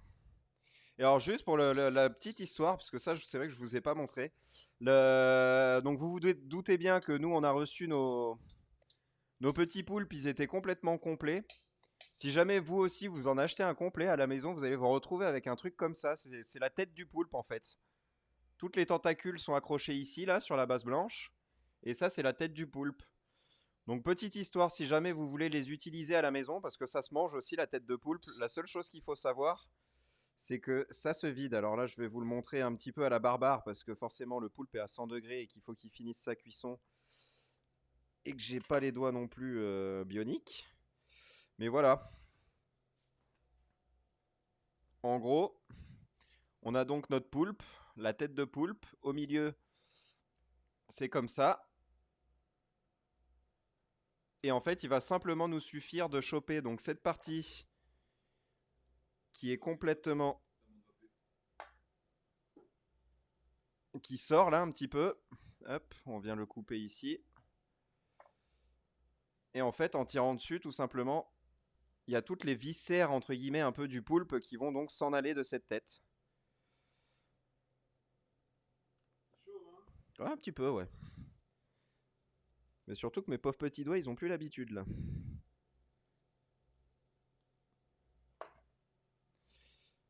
Et donc en fait, après avoir nettoyé donc le centre et de l'avoir bien préparé, il va vous rester à peu près ça. Bon là, il me reste juste la membrane intérieure que j'ai pas vidée. Mais voilà, dans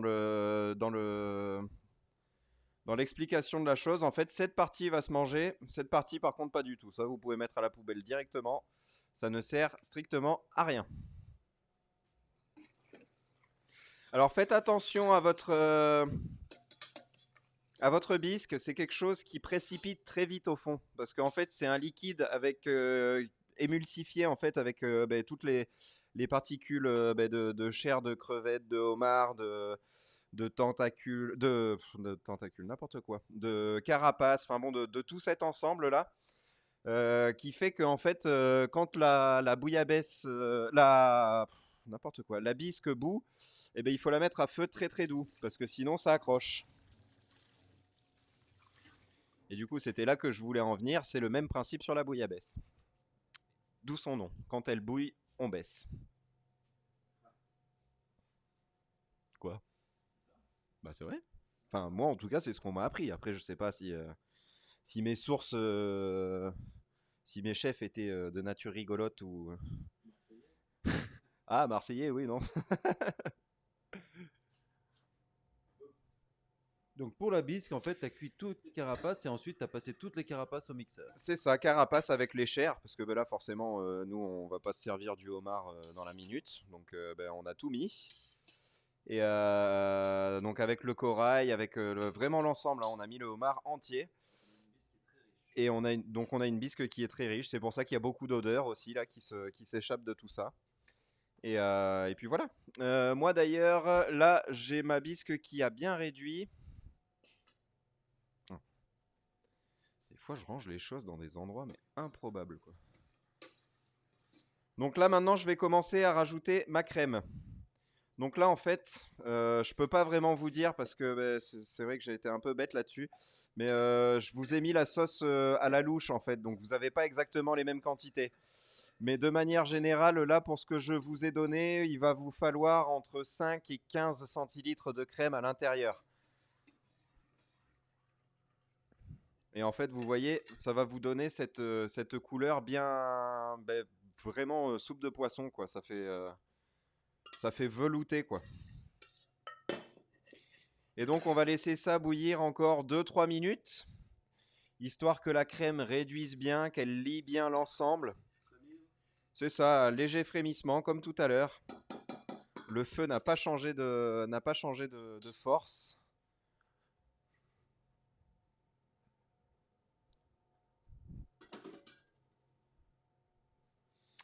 Moi, à côté de ça, je vais commencer à enlever mes tout petits tentacules parce que j'en ai des tout petits là au milieu des énormes. Genre ça.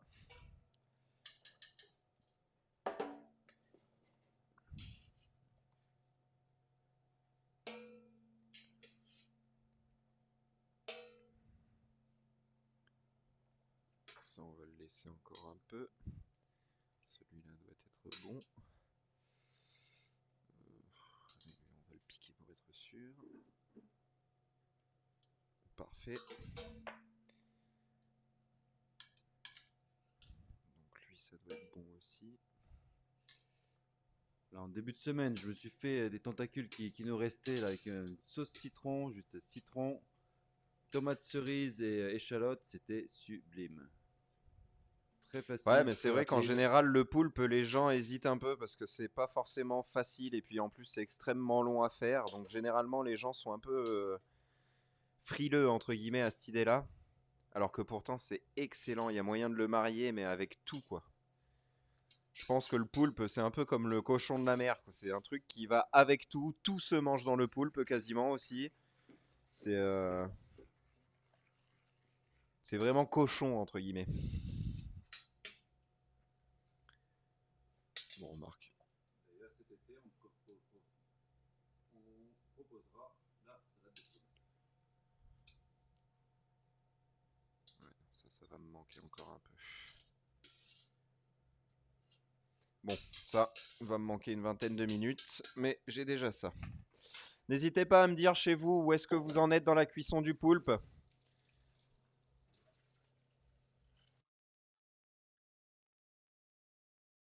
Ok.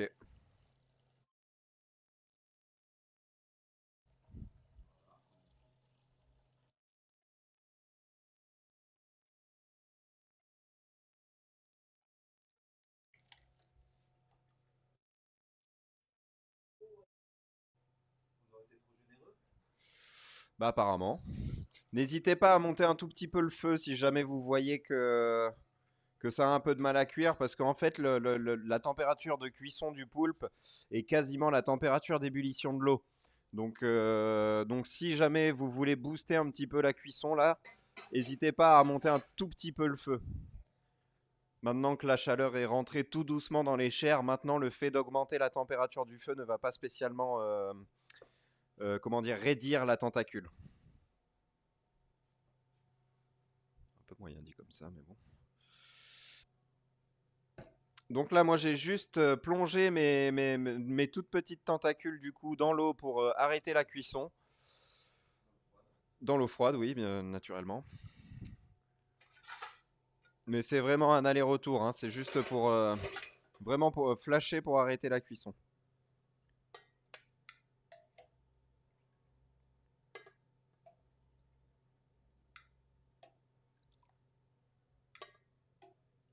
Et là, on essaie de les manier avec précaution pour pas les abîmer, parce que c'est relativement fragile la peau. Voilà, là la peau est assez fragile. La peau violette en fait qu'il y a sur le dessus tient un petit peu, je vais pas dire par l'opération du Saint-Esprit, mais pas loin non plus. Donc si on veut garder cette belle peau violette qui en plus sera hyper agréable quand on va sauter le poulpe parce qu'elle va devenir croustillante. Hop, voilà, on est bien. Donc là maintenant moi je les mets au frais. Il faut faire très attention.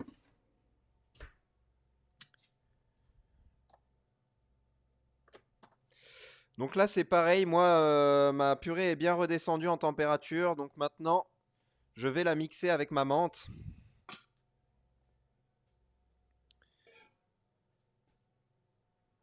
Ou alors sinon, si tout simplement vous avez déjà nettoyé votre mixeur chez vous et que vous voulez pas spécialement relaver votre mixeur derrière, ce qui est tout à fait compréhensible, n'hésitez pas à vraiment bien, comment dire, bien ciseler votre menthe très très fin. Attendez, je vais prendre deux feuilles pour vous montrer. Et vraiment à venir la ciseler, alors de préférence dans la longueur, tout simplement parce que vous allez vous retrouver avec cette côte là, qui n'est pas agréable à manger. Et s'il y en a dans toutes les bouchées, c'est un peu désagréable. Donc ce que je conseille de faire, c'est vraiment d'aligner les deux et en fait de venir couper très très fin jusqu'à arriver à la côte. Et une fois arrivé à la côte, il vous suffira juste de retourner les feuilles, de couper ça, ce qui va vous permettre d'avoir ces espèces de petits cheveux d'ange là qui iront très bien aussi dans la purée. Après, moi je conseille quand même de le mixer parce que ça va vraiment atomiser la menthe, ce qui fait qu'on sentira le goût, mais on sentira pas du tout sa présence physique entre guillemets dans la purée.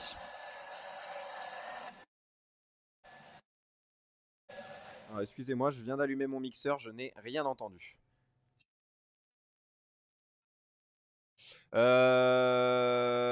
Alors vous pouvez mettre toute la menthe. Ah oui, c'est une partie, ils en ont pour demain. Mais c'est ce que j'essaye de réfléchir. Je crois qu'on leur avait fait 2 sachets d'herbe. Ah oui, ils ont deux sachets. Donc vous pouvez tout mettre. Voilà, c'était juste la petite partie qui me faisait un peu douter. Je savais pas si j'avais fait 2 sachets ou un seul. Donc vous pouvez tout mettre, oui. Après, pareil. Après, oui, c'est toujours pareil, c'est au goût. Si vous voulez, vous pouvez en rajouter la moitié, vous pouvez déjà goûter et voir si oui ou non ça vous plaît déjà comme ça.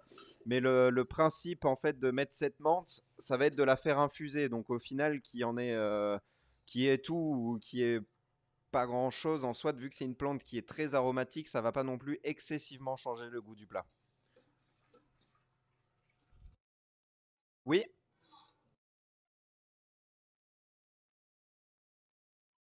alors oui, la purée de petits pois se mange aussi très bien avec putain,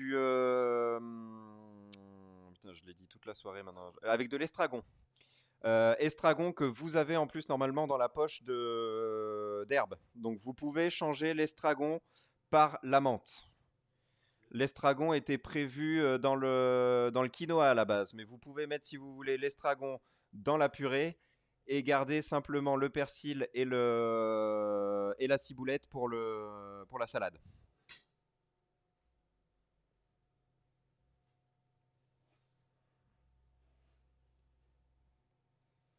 En plus, ça ira bien parce qu'il y a de l'estragon aussi dans la bisque et on fait un petit doublé pointé. Donc ça va lier un petit peu l'ensemble. Vous allez aussi manger une très très bonne purée. Monsieur aurait-il donc faim? Monsieur sait que ça va être bon. Monsieur sent depuis 2 heures les odeurs. Donc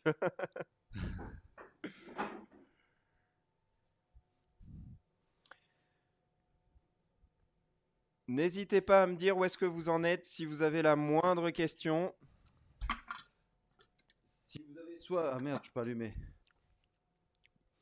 C'est pareil, normalement, sur la recette de base que j'avais prévue, on devait mettre un petit jus de citron dans la recette de purée de petits pois. Si jamais vous avez tout jeté comme moi déjà dans votre poulpe, ce n'est pas grave. Parce que le petit pois, en fait, supporte très bien. Si vous avez juste un tout petit peu de vinaigre de vin blanc chez vous, vous pouvez en mettre un petit peu. Ça va ajouter un petit peu d'acidité, ça ajoute un tout petit peu de gourmandise.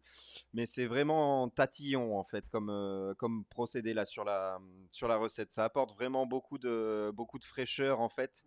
Mais pour des palais qui sont très très pointus. Donc si jamais vous n'en avez pas chez vous, c'est pas très très grave. Ça va pas fondamentalement changer le goût de la purée.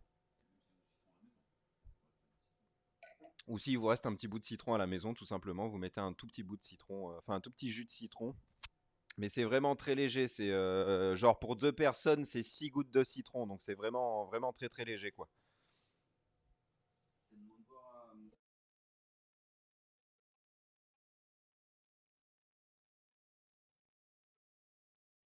Ben là, moi je l'ai légèrement laissée sur le côté. Là, elle est ici devant moi là. C'est un peu au feeling. Si vous voyez qu'elle est bien réduite, en fait, que vous voyez là quand vous la coulez comme ça, que ça fait des petits chplocs, donc ça veut dire qu'on commence à avoir une certaine épaisseur, ça suffit pour le moment. C'est juste que là, c'est la partie entre guillemets un peu complexe de la recette parce que maintenant il faut attendre que les poulpes soient cuits tous en même temps. C'est pour ça qu'on hésitait un petit peu à le faire ou pas et qu'on a pris le risque.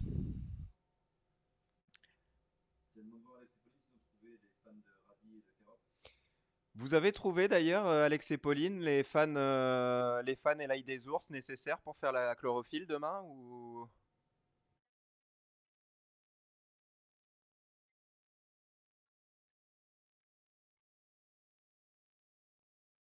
D'accord. En soi, ce n'est pas très très grave. Vraiment, les deux importants, c'est la chlorophylle. C'est donc ben déjà, c'est vrai, le radis qui va apporter vraiment le côté rond qu'on avait presque un peu piquant de la dernière fois. Et tu leur avais dit l'ail des ours ou pas? Oui, oui, de fans de radis, oui, oui.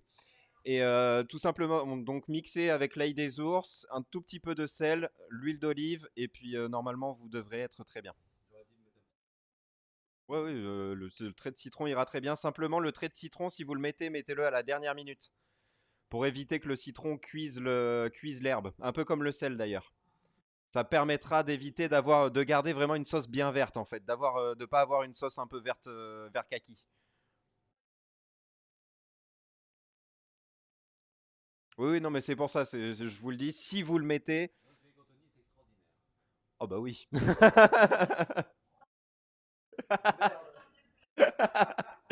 Il pensait être à l'abri de toute oreille, et ben non. Oui, oui, bien sûr, c'est optionnel, mais si jamais vous le mettez, au moins comme ça, vous avez les informations. Et du coup, ça va même refaire le crumble ou pas? Ah!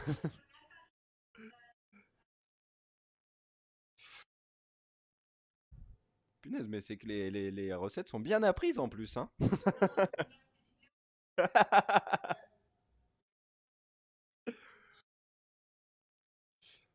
Tout simple, temps pour temps. 30 grammes, 30 grammes, 30 grammes. Vous avez déjà pour 4. Mais tu leur avais donné la fiche recette ou pas du coup? Ouais. Ok. Non, si jamais vous avez le moindre souci au niveau des quantités, n'hésitez pas soit à m'envoyer un message, soit envoyer un message ou un appel à Anthony parce qu'on a les fiches techniques. Donc on pourra vous donner les informations si jamais vous avez le moindre doute aussi quand même. De rien. Là, on a pris un petit peu de retard sur la publication de nos recettes en ligne et sur toutes ces petites vidéos parce qu'on a on a un gros projet en suspens. Mais dans les 2 semaines à venir, on devrait rattraper un petit peu notre retard et remettre nos vidéos à jour et surtout publier toutes les recettes sur notre site internet. Merci pour votre compréhension. Excusez-nous de ce retard. Bon alors n'hésitez pas à me dire les poulpes, où est-ce que ça en est? D'accord. Et chez Philippe? Ah bah non, mais c'était chez Philippe là, ok.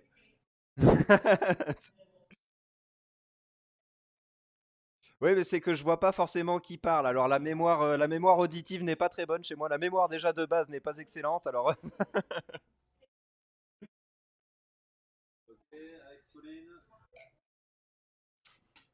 donc tout le monde commence à être pas mal au niveau du poulpe. Là, on va pouvoir commencer à attaquer les choses sérieuses.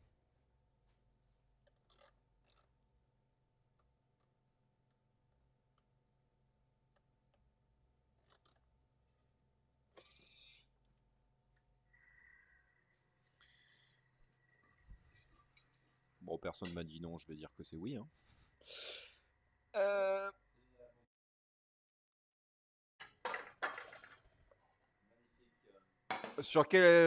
à quel niveau vous avez un doute, Céline? Non, c'est bon? Ok.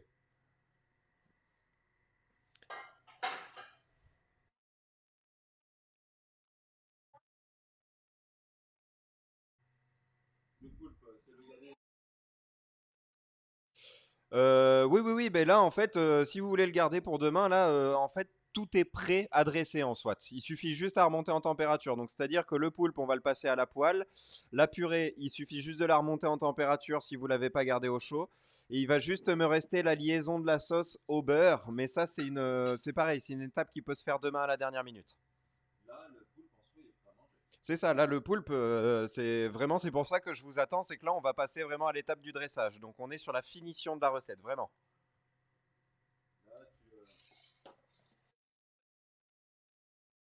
Non, toujours pas. On va la mettre au dernier moment parce que le problème, c'est que quand on met un beurre dans une sauce, si on la refait bouillir derrière, la sauce va, à très très forte chance, va trancher. Donc le but, ça va être de le mettre à la dernière minute parce que là, il n'y a rien qui va lier en fait le beurre, la sauce, etc. On fait pas de beurre manié, on fait rien du tout. Oui, les herbes fraîches, c'est pareil. Si vous voulez, bah tiens, si. Mais non, mais on va tout cuire là. Mais ça, en fait, on va les faire à la dernière minute et on va les rajouter dans la salade. C'est pareil, c'est pour que ça reste vert le plus longtemps possible. C'est vrai qu'on aurait pu le faire là pendant qu'on discutait, mais j'ai été un élève discipliné, donc non discipliné. Donc là, donc, on va monter notre poêle à une température. On va partir sur une température assez forte. Comme vous avez l'habitude de le faire avec nous, quand on saisit quelque chose, on le saisit quand la poêle commence à fumer, enfin quand l'huile commence à fumer, parce que c'est l'huile qui fume, c'est pas la poêle. Donc c'est-à-dire que là, vu qu'on est sur une huile végétale, D'ailleurs, chez vous, Philippe, vous aurez besoin d'huile végétale qu'on n'a pas mis du coup dans la recette à cette étape. C'est juste vraiment en mettre un petit peu sur le fond de la poêle, quoi, de manière à ce que le poulpe n'accroche pas au fond de la poêle. Donc là, moi, ça commence à fumer. Donc ce qu'on va faire, c'est qu'on va mettre le poulpe. Là, je sais pas si vous l'entendez à mon micro, mais ça crépite vraiment. Que pour nous deux? On fait quoi? On fait. Ok. Comme ça? Attends. Ah, bon. Ouais. Donc là, voilà. Vous voyez, ça crépite bien. On est.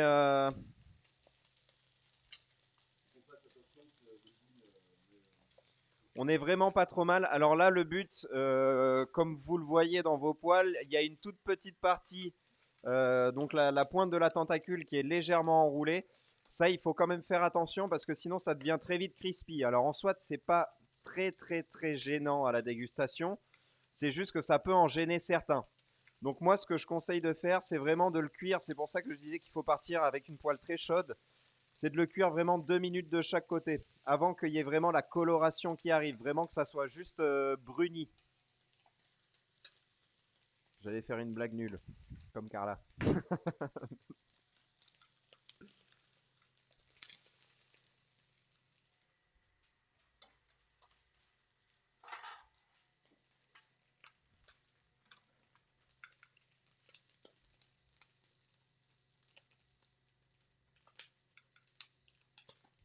Et voilà, vous voyez là, moi je suis déjà presque prêt. Je vais juste pousser 2 petites minutes supplémentaires,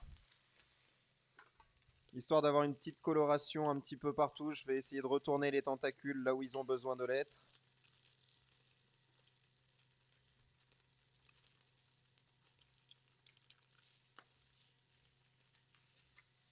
Hop, mais voilà, on est déjà très bien là.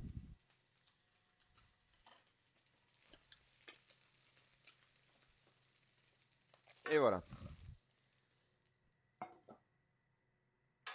Hop. Donc là, moi, je le laisse en maintien au chaud, donc c'est-à-dire dans une partie où il fait ni chaud ni froid, et on va le laisser comme ça 2-3 minutes, histoire que la température se régule bien partout. Est-ce qu'on peut le mettre dans un plat et le couvrir d'une feuille de papier d'aluminium Oui, pour vous qu'il pouvez reste? parfaitement faire ça aussi. C'est une technique qu'on utilise beaucoup à la maison pour faire tirer les viandes plus, parce que généralement, les viandes passent 10 à 15 minutes à se attirer, alors que là, c'est vraiment 2-3 minutes, histoire que la température s'homogénéise bien. J'ai repris ma bisque. Ah, il est là-bas, mon beurre. J'ai repris ma bisque, j'ai pris mon beurre. Donc là, je vais mettre mon beurre dans ma bisque. Je vais prendre un petit fouet. Alors, 20 grammes pour 2 personnes et 40 grammes pour les 4. Donc chez vous, Philippe, vous prendrez 40 grammes. Chez tout le monde, enfin chez les filles toutes seules, vous avez 10 grammes. Chez Alex et Pauline, vous avez 20 grammes. Et chez Philippe, vous en avez donc 40. Et donc tout simplement, on va venir mélanger avec un fouet notre sauce de manière à vraiment intégrer le beurre à toute la masse. Sur le feu, ouais. Mais feu très doux. Le but est, comme je vous l'ai dit tout à l'heure, de ne pas avoir d'ébullition.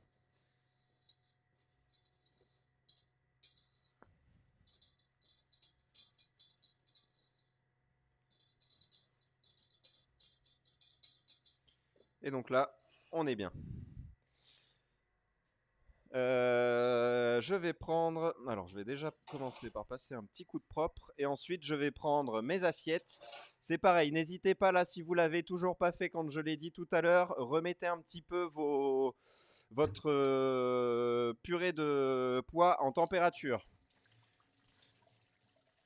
Donc, soit vous la repassez à la casserole rapidement.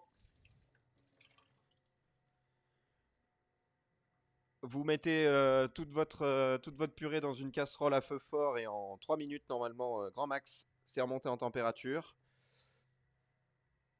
Ou alors, si vous l'avez maintenu au chaud, c'est encore mieux.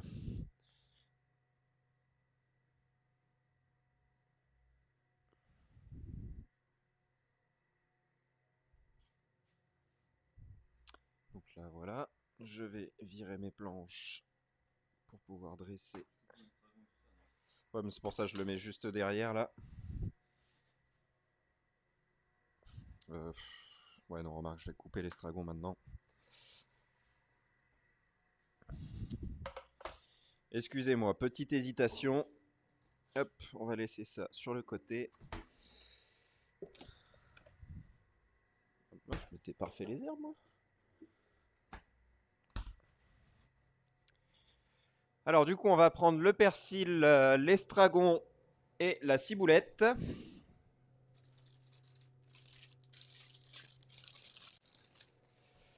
Et on va donc les travailler directement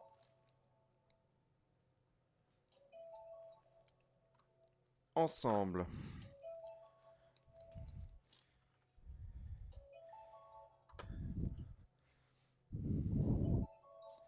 Donc là, voilà, j'ai mon ensemble. Donc l'estragon, tout simple, hein, on fait glisser la tige entre les doigts, les feuilles viennent toutes seules. Très très facile à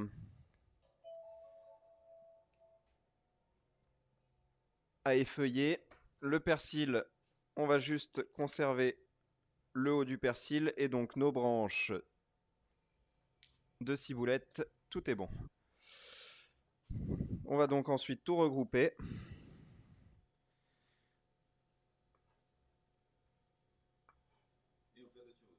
Et on fait attention à ses doigts. On n'oublie pas la position de l'escalade, la prise, et on y va. Le but étant que les herbes soient coupées très finement. Donc c'est pareil, si jamais au premier coup vous voyez qu'il reste encore des morceaux, n'hésitez pas, on hache, on repasse dans tous les sens.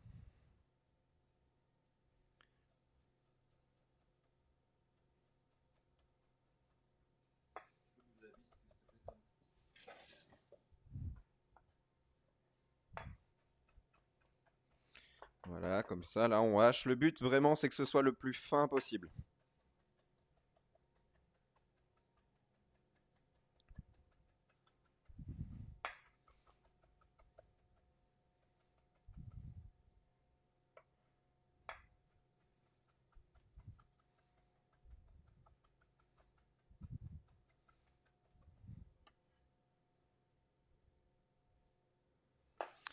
Ensuite, je vais récupérer donc mon quinoa et mes petits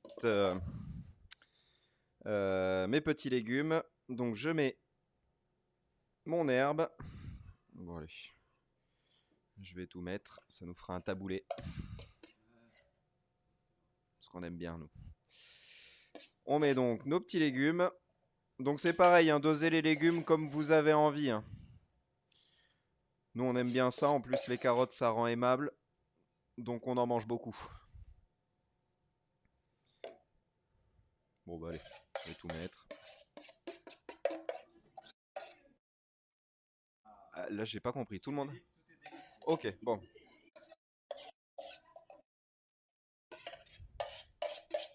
Merci beaucoup. Très très bien. Vous êtes en train de nous faire devenir les hommes les plus heureux de la Terre là.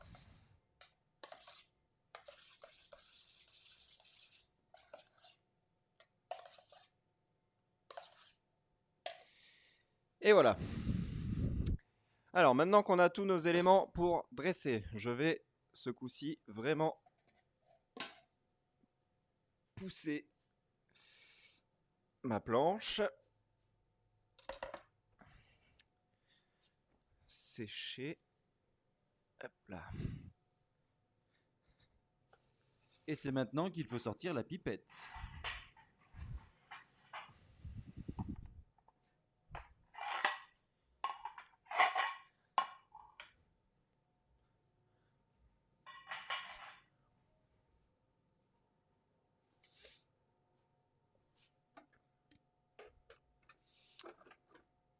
Donc là, mes petites pipettes. Allez, tac.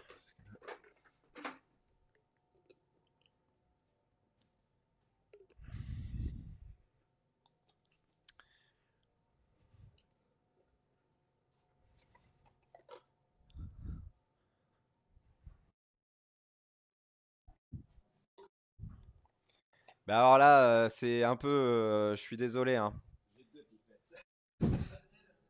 Mais normalement, il faudrait 2 pipettes pour bien faire cette recette.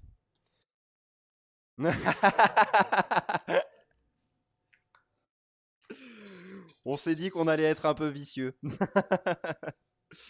Non, alors normalement, enfin, nous, la recette, comme on l'a faite, c'est vrai qu'on l'a faite en mode professionnel et c'est vrai qu'elle nécessite des pipettes. Si vous voulez la faire vraiment comme elle était sur la photo, comme on l'a publiée. Après, il y a toujours. Bah, ça doit dépendre un peu de la crème qu'ils ont mis à l'intérieur.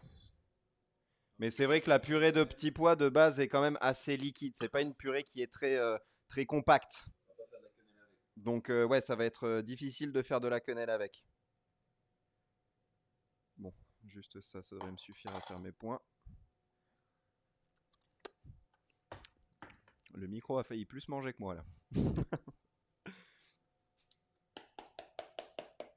Donc pas d'inquiétude, si vous n'avez pas de deuxième pipette pour la purée de petits pois, vous pourrez le faire à la cuillère. Oui, oui, je vais. On Bah, va trouver une combine. c'est vrai que vu que personne n'en a, je vais la faire tout simplement On va faire à les la deux. cuillère comme ça. Une pour vous montrer ce que vous ratez et une pour être sympa. Donc pour cette assiette, donc tout simplement, on va partir sur une belle cuillère de purée de petits pois.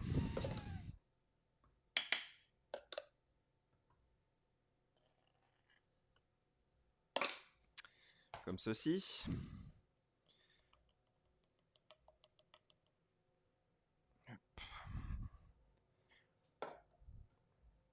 Voilà, comme ça, j'ai déjà ça. Ensuite, on va prendre notre quinoa. On va venir en fait tout simplement le dresser au-dessus de notre goutte. Ouais, non, c'était en dessous, nous, qu'on l'avait fait. Oui, là où il y a un petit peu plus de place, voilà. Faisons plus simple.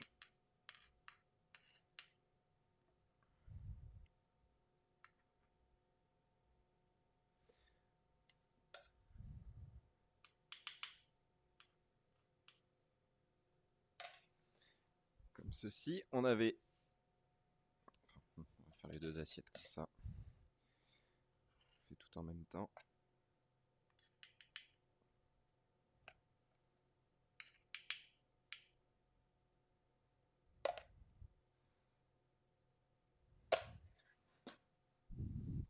Alors là, faites attention parce que la bisque est chaude. Donc si vous l'avez mis en pipette, il y a de très grandes chances... Attendez, je vais essayer de vous montrer ce qui peut se passer tout en le maîtrisant parce que le problème, c'est que c'est jamais vraiment maîtrisé. Mais voilà, vous voyez, là j'appuie rien du tout et en fait j'ai ma sauce qui se fait la malle toute seule un peu. Donc faites attention si vous avez des pipettes à comment vous allez l'utiliser là. Parce que naturellement quelque chose qui est chaud recrache de la vapeur, il y a une certaine montée en pression qui fait que la bisque sort toute seule.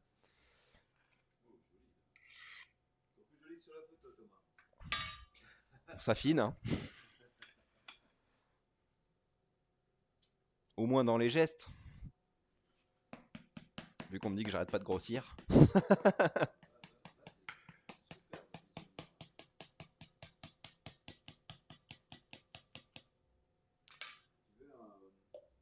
Oh non, mais je suis en train de m'embêter, mais en fait, j'ai dit que je le ferais avec eux à la cueillère.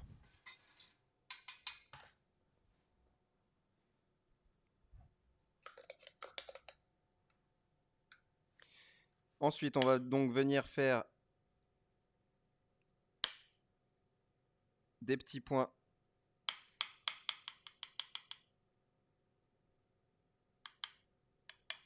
de purée, un peu à droite à gauche. On peut venir en mettre un petit peu partout. Ça va nous aider un petit peu à caler le poulpe en plus. Voilà. Ensuite, on vient récupérer notre poulpe.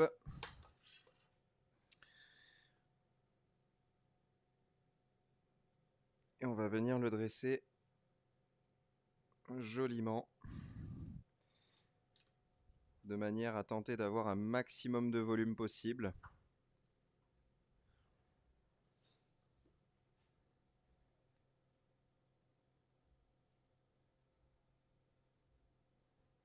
Voilà. Bon, alors celle-ci, quitte à l'avoir salie, je vais quand même l'utiliser.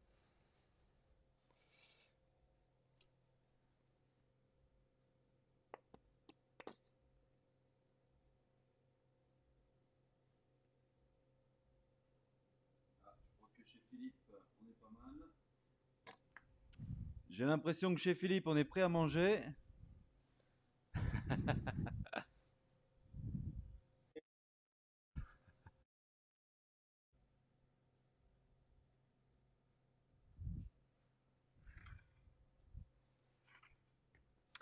Et voilà, vous amusez de manière à avoir un plat, on l'espère, bon, on le souhaite joli.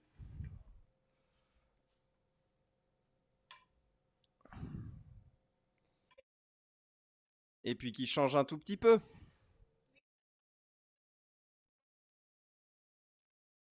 Ah bah c'est top. Pourquoi? Qu'est-ce qui s'est passé avec la purée? Il y a eu un petit souci ou?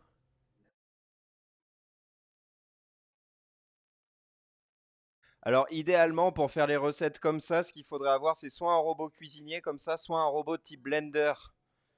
Les blenders pour faire les purées, c'est vraiment génial parce que c'est quelque chose qui mixe vraiment très très fin. Ça atomise en fait ce qu'on appelle les particules et du coup on se retrouve avec vraiment quelque chose de très très lisse. Oui. Ah, attends, ça parlait de chez Philippe ou c'était chez Céline? D'accord, oui.